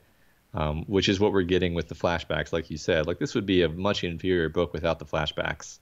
Because, I mean, if anything, I think those are the emotional heart and the narrative core of the story. Everything that happens on the ship is like this. It's like this dance between the two timelines. Yeah, and I think the reason why the characters work without agency is because the fact that they don't have agency is kind of the reveal. It's like, oh, we thought they were in charge all along. We thought they were making strides or making decisions or making choices or had taken control of situations. But actually, no, it was never them. Yeah. Yep. And I think so that works as a reveal, and it doesn't, like, if you would reveal at the beginning of the book that none of these characters have any agency, none of what they're going to do matters, I think in the moment that wouldn't have worked. Now, I guess there's an argument that you could go back to the book afterwards and say, hey, none of this stuff mattered, and so I didn't like it. It was like, well, but it mattered for Siri. It still mattered for him, this journey he went on. Yeah, he still went on a journey even if he didn't actually make any choices. Yeah. Yeah. All right. Well, that wraps up our discussion and kind of going through the skeleton of the story. Let's do some Q&A with our audience here. Yeah, do you guys have any questions or anything that you wish we had brought up that we didn't? This is a really jam-packed book, so I'm sure there were 20 more slides Matt wanted to pull, but saved us from them. We didn't want another 3-hour episode like I did that one time. There were a lot of other things I wanted to talk about, but I decided that I would rather have fewer slides and let us just talk about them for longer, because that's what I want out of this particular book, is I just want to have a nice long conversation. Yeah, and I think we pulled that off. Yeah. Yeah, Tony confirms that she did spike his anti-Euclideans. Yeah. What does that mean? Well, I mean, Euclidean refers to like Euclidean geometry, which would be the geometry based on right angles. That's hilarious. Yeah. Anti-Euclideans. That's great. That's a great term. I would have enjoyed that a lot more had I known that. Yeah. Everybody should check out the. Yeah. Okay. So that's another thing. While we're waiting for questions, this is a fiction book with a 144 citation literature section at the end where he gives citations for all the things that he mentioned in the book. Yeah, I went through it and I didn't read it all, but I leafed through that part, and I think it's great that he basically says, hey, everything I talked about in this book has some sort of real world conceptualization behind it. I thought that it was nice that like he even goes on a little bit about the scramblers and how he is annoyed by how aliens look in most sci-fi and how we assume that they would be vaguely humanoid, and this was his best attempt at making something that was wholly unique. Then he kind of said, well, I kind of just made a starfish, but it's different enough. Right. It's basically a brittle star, which is a really awesome animal, by the way. So Tony mentioned echopraxia earlier, which is the sidequel. He's right, actually. It's the sidequel. Not really a sequel. I guess it's not too much of a spoiler to say kind of the basic thing, which is that it's more or less following. Well, the main character isn't his dad, but it very much involves what his dad is doing on Earth while this mission is taking place. On Earth and in space around. Actually, that's kind of the gimmick, is that while Siri goes into deep space, into the Oort, the main character of that book and Siri's dad go deep, basically closer to the sun, to do a mission. Cool. Yeah, that's one thing we didn't really talk about, was his relationship with his father, which is pretty complicated. Like his mother, his dad was kind of absentee. We didn't talk. That was this idea that his mom was mad at his dad because in this post-scarcity economy of this world, working is no longer necessary, and so he, like, his Siri's father intentionally picked a job that like wouldn't be become redundant. Yeah. And so he had to keep working even though working was not necessary anymore. And what I like about that, or one interesting thing about that, is that Siri defends his dad to her. Like he's like, I'm sorry, planetary security is a valuable service. Right. So he's clearly like biased in favor of his dad. Yeah. But this is yet another thing he doesn't seem to have a lot of awareness of. That he clearly likes his dad a lot and hates his mom, and kind of doesn't realize that consciously. Yeah.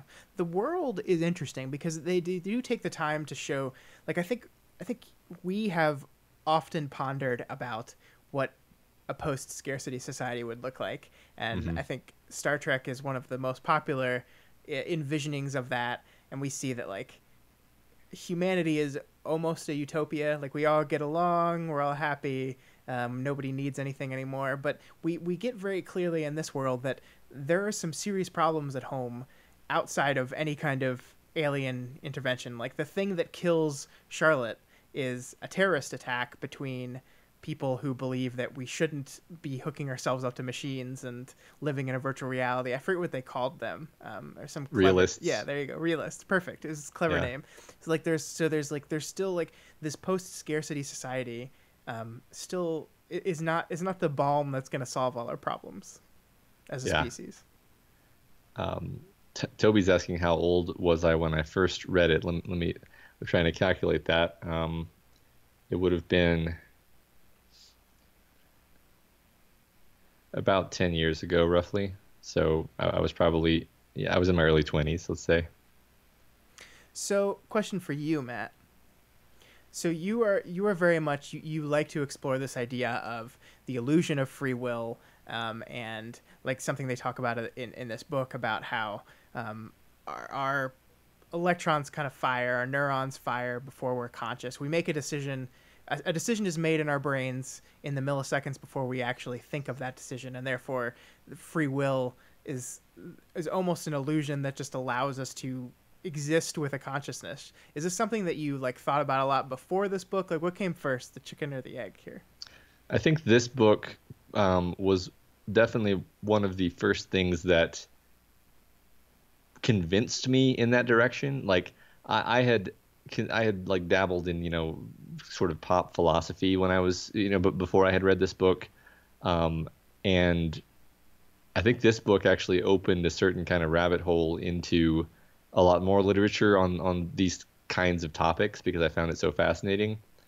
But yeah, no, I think that's the thing about the book is not only is it a good kind of perusal of those ideas, but it's persuasive. You walk away from it not just being like, that's interesting, but being like, yeah, I guess so. Hard to see it any other way when you put it that way. Yeah. It's funny because you and I have had this conversation a few times before about consciousness and free will and stuff. And we have very different viewpoints on it. But my argument basically revolves down to, well, I don't like that. I don't want it to be that way. And like, I can't argue with the science of it right there. I mean, scientific studies have shown that there are nerve firings prior to a human being consciously aware that they're making a decision. So there is some process going on that's beyond our awareness in our decision making. So, but yeah, that's not something I like. I don't like to feel out of control of myself. So it's something I resist inherently, and it kind of reminds me of Charlotte a little bit here. Honestly, this person that she's such an interesting person, and we didn't talk about this, but Siri even kind of points out her hypocrisy, how she's this person that cares about real and one-on-one and old school 20th century relationship, but also is like totally willing to be the person that goes in and edits someone's brain to make him like a certain art or a certain style of music to better make people more compatible, right? Like that's part of what she does. It's not just getting rid of bad memories. It's like changing someone's tastes around to make two people be more compatible. And it's like inherently hypocritical. And I think I see that in myself sometimes when I'm like, yeah, the science behind this checks out, but I don't like it. Yeah, right. I mean, I think we even had a slide where he specifically said, like where Pag is like, she's an old-fashioned girl, and he's like, yeah, but when she's got a splicer in her hand, she's not, and that's yeah. I mean, I don't know if you and I disagree that much. Like, I think the whole thing is just fascinating, and like this is part of the reason why I'm into like meditation and like kind of can't ever stop exploring like spirituality and subjectivity and things like this, because I'm like, there's something there. Like that's kind of the man, I'm gonna embarrass myself. Was it Descartes who basically pointed out like the only thing you're certain of actually is that you have an awareness. Like you're everything else could be an illusion, but the fact that something is happening right now is the only thing you can actually be certain of. So so if you're going to be scientific, actually the most scientific thing to do is to use that as your bedrock and say, okay, well, just because I feel like I have free will doesn't mean I have free will, but something is definitely happening. And that is enough of a mystery to keep me preoccupied for forever, basically, or until we figure that out. Yeah, I mean, like it's so interesting because this is fascinating stuff to talk about. But my view on how it changes like my daily, like day-to-day living is not so much. Like Yeah. maybe I don't have free will, but if I don't have free will, then I don't have control over whether or not I have free will. Right. Ergo, I'm just gonna keep on doing me. Yeah. I'm just gonna go watch Solo tomorrow, Right. whether or not I consciously chose to do that or not. So Tony asked a question which works well in this discussion, which is, if free will is an illusion, then how does that affect your views on the justice system and crime and punishment? So I think instead of saying how it affects my views, it does, by the way, affect them. I'll mention that Peter Watts definitely, he's written other fiction where he talks about like in some future world how people have done away with, as a society, done away with the idea of holding people responsible for their actions. Like as a society, everyone has deeply embraced this idea that that there's no such thing as free will and you're the product of your genes and your environment, and therefore if something bad happens, the society is just like, oh well, how do we address this? And there's no guilt, there's no holding it against the person except insofar as you need to correct their behavior because you made some mistake in socially on the level of society, but you don't blame them for it. And that's, I think that's fascinating. I think as a species that's very unnatural for us because we love blaming. Like that's just how we're wired to see other people as entities, and we're wired to model and treat them that way. And even when we learn intellectually that they didn't actually, whatever's in them didn't choose that and didn't choose to be abused as a child and grow up into the monster they grew up into or whatever, we can't. It's very difficult for us to break that habit. Yeah, well, and it's interesting because I think you start heading down this road and you start getting resistance very quickly because you start saying like, well, it wasn't Hitler's fault, and it's like, are you therefore saying like there's a lot of implied like if you say it wasn't your fault, then are you implicitly saying it's okay that you did it? And I don't think that's what the argument is. No. I don't think the argument's that, okay, because we have no free will, we can just do whatever the hell we want. Yeah. It reminds me of, I think it was a Wait But Why article talking about like the monkey sphere and empathy and stuff. And it was like, let's talk about Osama bin Laden. And then he just started listing facts about Osama bin Laden. Mm-hmm. And he's like, did you start to feel a little weird there? Did you feel like I was trying to humanize him and like I might be sympathizing with him? No, I was just listing facts about him. You started humanizing him because that's what you do in your brain. Right. Like that's, and because we don't want to know humane facts about people who we're supposed to hate. So I think we're like socially we're so far away from learning anything from any of this. I think Tony brings up a good point though, because society does describe some behaviors as pathological and then take steps to correct them without assigning moral judgment. So we already do this with some behavior. Like we are willing to extend this to some behavior, and we say, yes, this behavior falls under the this is pathological, this was not your direct fault, and therefore we will treat it without judging you or blaming you. But it's when we start spreading that to all behavior that people start to go, wait a minute, what now? Because we want to feel like we're in control of ourselves, right? And in order for me, I can't feel like I'm in control of myself if I admit that you were not in control of yourself when you did that thing to me. Yeah, I think Watts might argue that we're on a slippery slope toward that direction, though, because it's true. I think more and more behaviors are going to be psychologically classified as, oh no, he just had depression, he just had OCD, he couldn't control himself. And it's like, okay, well, that explanation only grows as a way of explaining behavior. It doesn't shrink. Siri Grau asked a question in the Discord chat: why is knowing the actual true nature of the world important? And that's an interesting question, and I don't know if I have an answer to that. I think Sarasti would say your survival machines, not truth detectors, and it's not important. Yeah. But as a scientist, I think that you generally speaking, the more you know about reality, the better you do. And also it's just intellectually satisfying. Like if I'm being honest and getting rid of the signaling explanation, it's just more intellectually satisfying. Yeah. Does truth matter if it's not useful, he says. Well, I mean, I don't know. Is consciousness useful? And that's something that I don't think the book comes up with an answer for. Like it posits why consciousness, and then it says the conclusion is almost an evolutionary oops that we're slowly trying to fix. Right. Yeah. Even if the scramblers hadn't arrived, the vampires would have fixed that mistake. Yeah.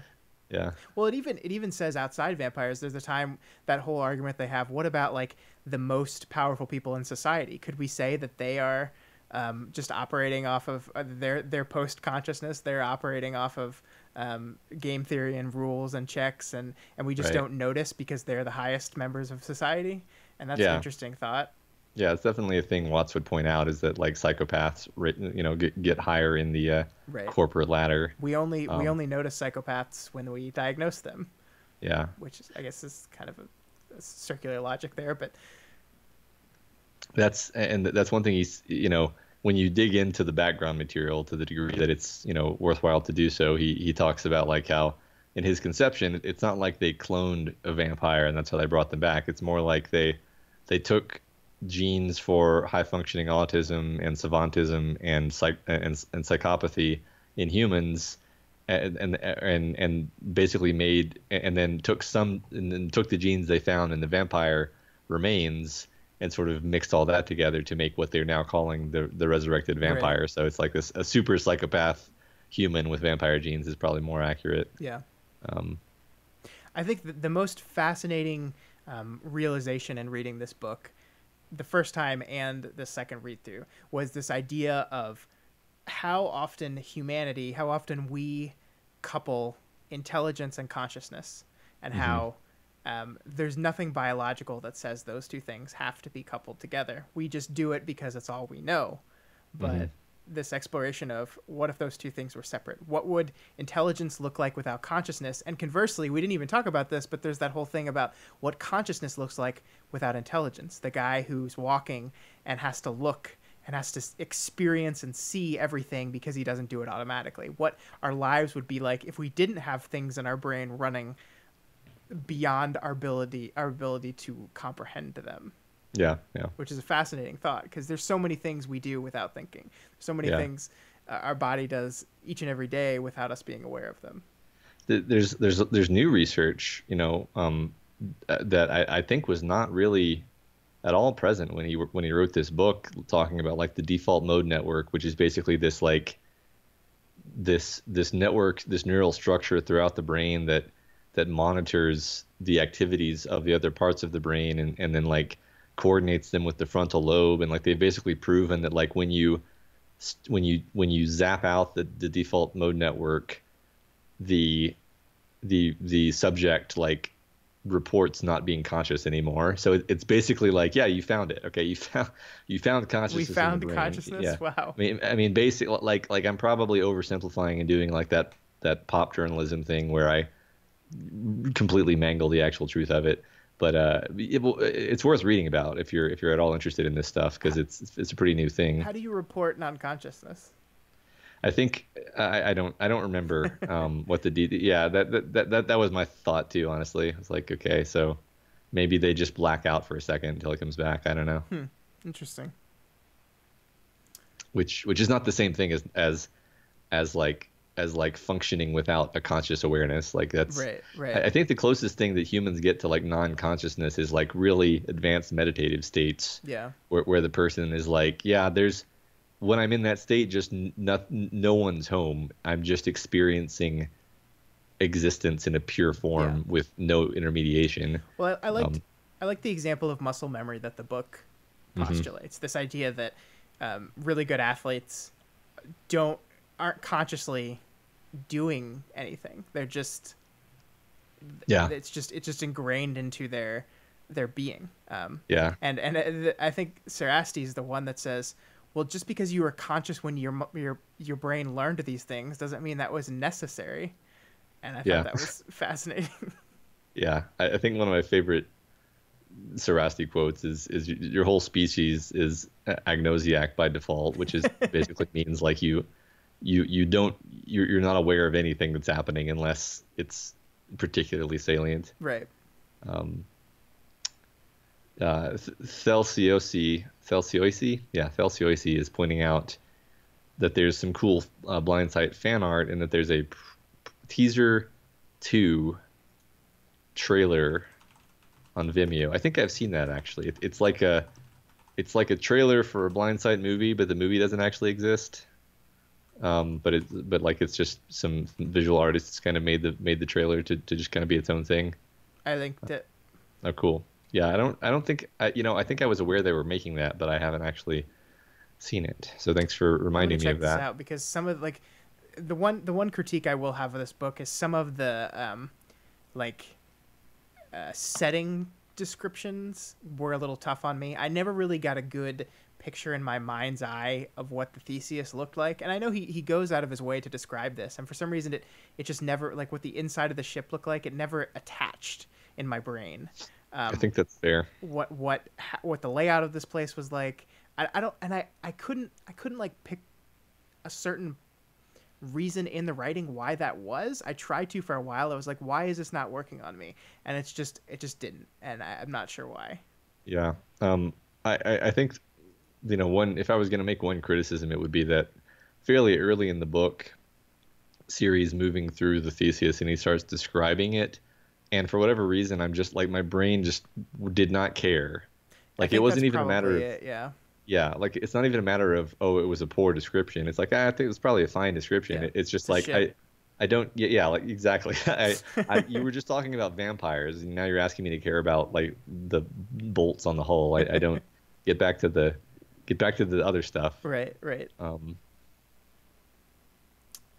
Cool. All right. Well, do we want to wrap this thing up, Matt? I think so. Yeah.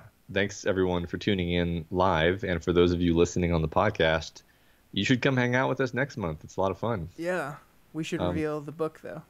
Oh yeah, we should reveal the book for next month. Let's do that. Drum roll. So next month, you guys voted for. The thing that sucks about this drum roll thing is I can't hide the results. So all people have to do is check Patreon to know exactly who won. Yeah, they really need to fix their voting thing. Anyway, next month we're going to be talking about American Gods by Neil Gaiman. This is our second Gaiman book we've covered on the book club, Matt. This thing got nominated 4 individual times by 4 different people. So I thought, okay, I got to put it up for vote because people keep nominating it, and it won. So there you go, guys. I am very excited to talk about this. I quite enjoyed this book. There are parts of this book that I didn't think worked as well for me as some of the other books we've read, but it's a very fascinating story for me. One of the things, it's funny, one of the things in Blindsight was you need to be outside the system to truly observe it and truly understand it. And I think this is a book about America. This is a quintessential American story as told by a British dude. And so it's almost like you need to fully understand America, someone from outside the system had to come in and write about it. And I think it's great. I'm very excited to talk about it. Yeah, me too. I remember I've read it also. I remember you were telling me like stuff you were picking up, and I felt like I definitely needed to reread it because there was obviously a lot of stuff that I had just completely glossed over in my mind. Yeah. Well, one of the things this book doesn't do, like Blindsight and science, this book and mythology. Like this, American Gods does not stop to assume that you know the story of Odin, that you know all about some of the Eastern European Slavic gods. It just kind of throws them out there, and maybe you get that reference and maybe you don't. But it's a very fascinating book that was made into a pretty good show. Brian Fuller ran that show for a season. I think season 2 is coming up. Maybe not this year, maybe next year. I'm not sure exactly will. Yeah, cool. Well, I guess that wraps it up.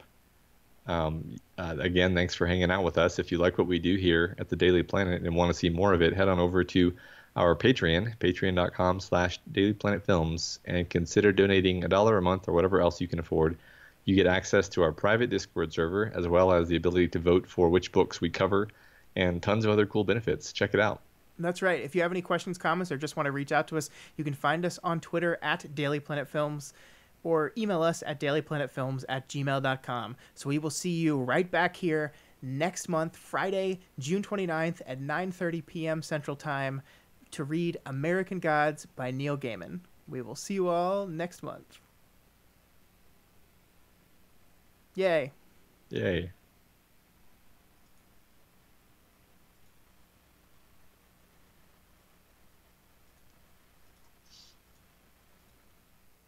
It's fine. Yeah. Can you tune the suggestions form so it's possible to see the results without voting? No, but you can re-vote, so like your vote's not locked in.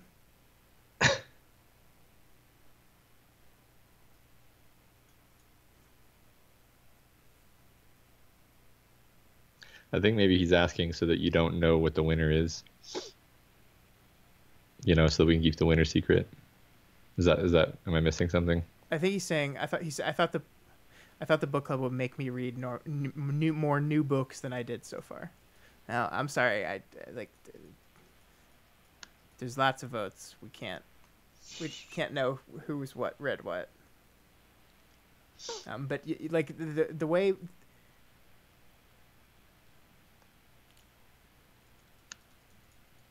I mean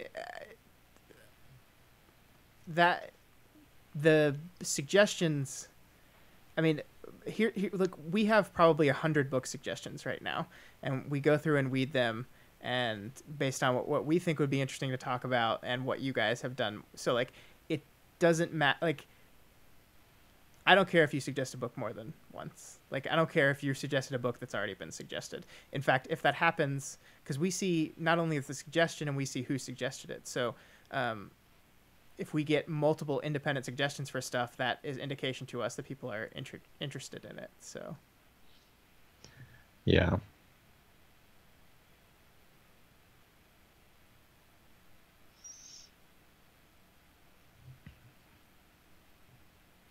I mean, the list we have for the actual submission list is like filled with our notes and scribbles and stuff. So I don't feel comfortable sharing that.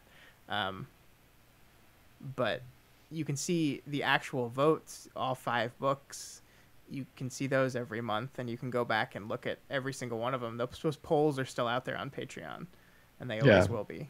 Yeah, just keep submitting if you have something, because you know there's an overlap between like we want to read things that we've never read and never heard of, but on the other hand, in the end, because it's a voting process, it kind of is going to, like the one that wins is going to be something that like sounds good to people, you know? So there's a filtering process there that we kind of have no control over, but right. Like sometimes like the book that you and I would have picked ends up being the ones with the lowest amount of votes, which I'm kind of like, I'm glad we didn't just pick, because then no one would have cared. Yeah.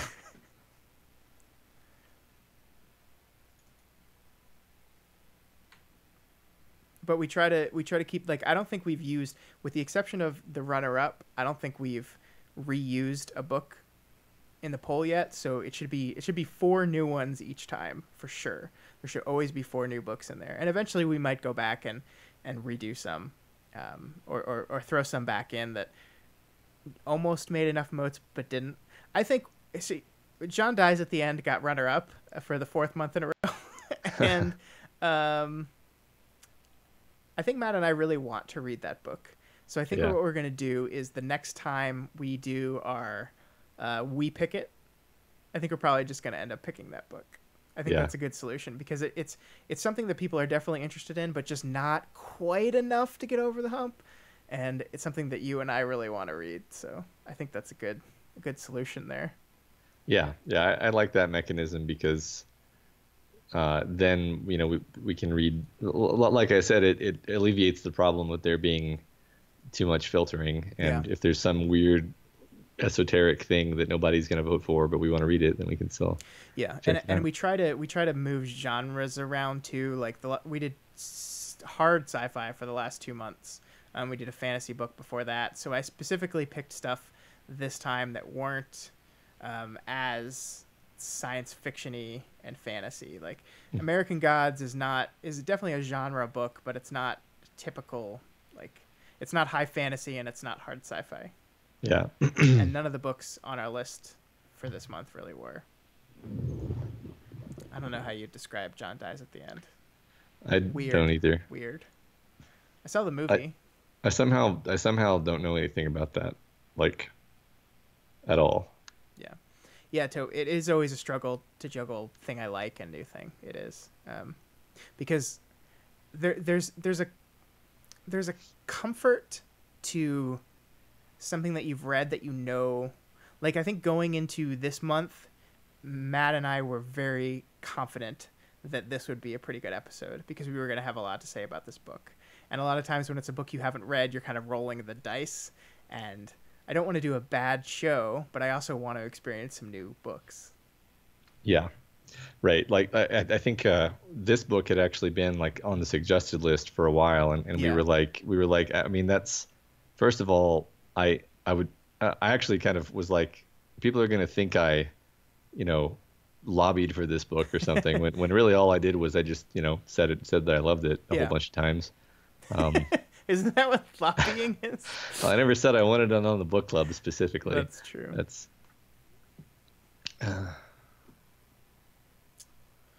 But technically true. it's a good book. I can't wait to read it again. It's a long book. This is like double the length of the book we just read. Which means I'm going to have to start earlier than the week before. Yeah, me too. I like every month, guys. Every month I'm like I need to read 3 books before I start the book club book. And so I do that, and then I'm always running late, and I'm always like, "Oh god, I have 5 days left and I have to read the whole book." Yeah. And it's a lot of frantic reading at the end of the month.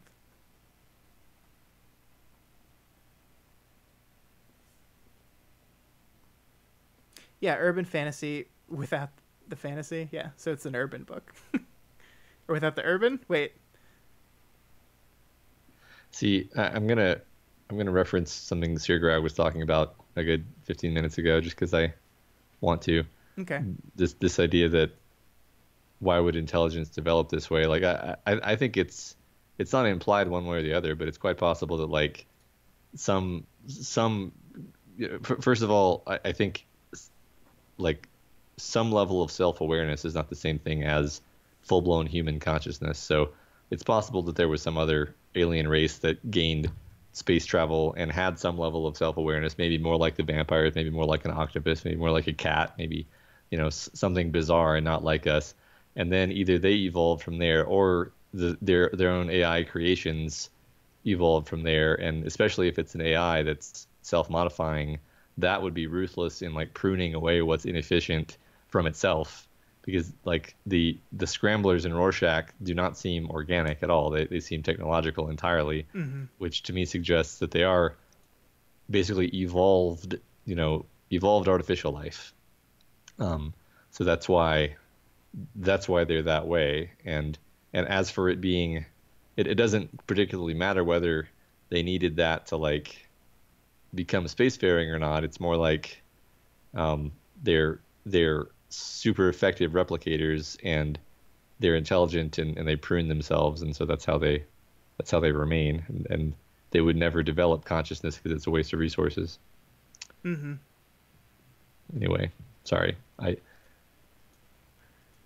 I think it is very interesting that we assume that consciousness is the thing that has led us to being the dominant species, but we don't know. Right. Yeah. It's just like it's kind of like we have it and we're the dominant species, ergo it's kind of like correlation over causation. Yeah, it must be important. Right. That's one of the like scariest things in that book, Superintelligence, by Nick Bostrom, which I also reviewed for the Daily Planet website, was this. He calls it Disneyland without children, where basically he describes it as like a future where you have an AI world where everything has been optimized and is wonderful and perfect, except in the process of getting there, consciousness has been stripped away because it's not efficient or not necessary, or just like nobody bothered to type in like, oh yeah, be sure you bring along consciousness when you do all this stuff. So it's like a wonderful world of high technology with no conscious observers present anymore. Interesting. Which is obviously a horrible ending to be avoided. Yeah. And I mean, that's how you get scramblers. Man, we didn't talk about the names of the ships. We didn't talk about Theseus or Rorschach. Yeah, good point. These very thinly veiled meanings for these things. Yeah. There's just so much in this book. It's not enough. I know. There's so much to talk about. But I think, are you ready to say goodbye, Matt? Yes, I think so. All right. Yeah, we are going to shut it down, guys. Thank you so much for hanging out with us. It was fun as always. I hope you read American Gods and then come hang out with us again next month. Yeah. See you guys next time. Yeah. Bye-bye now. Bye-bye. Bye-bye.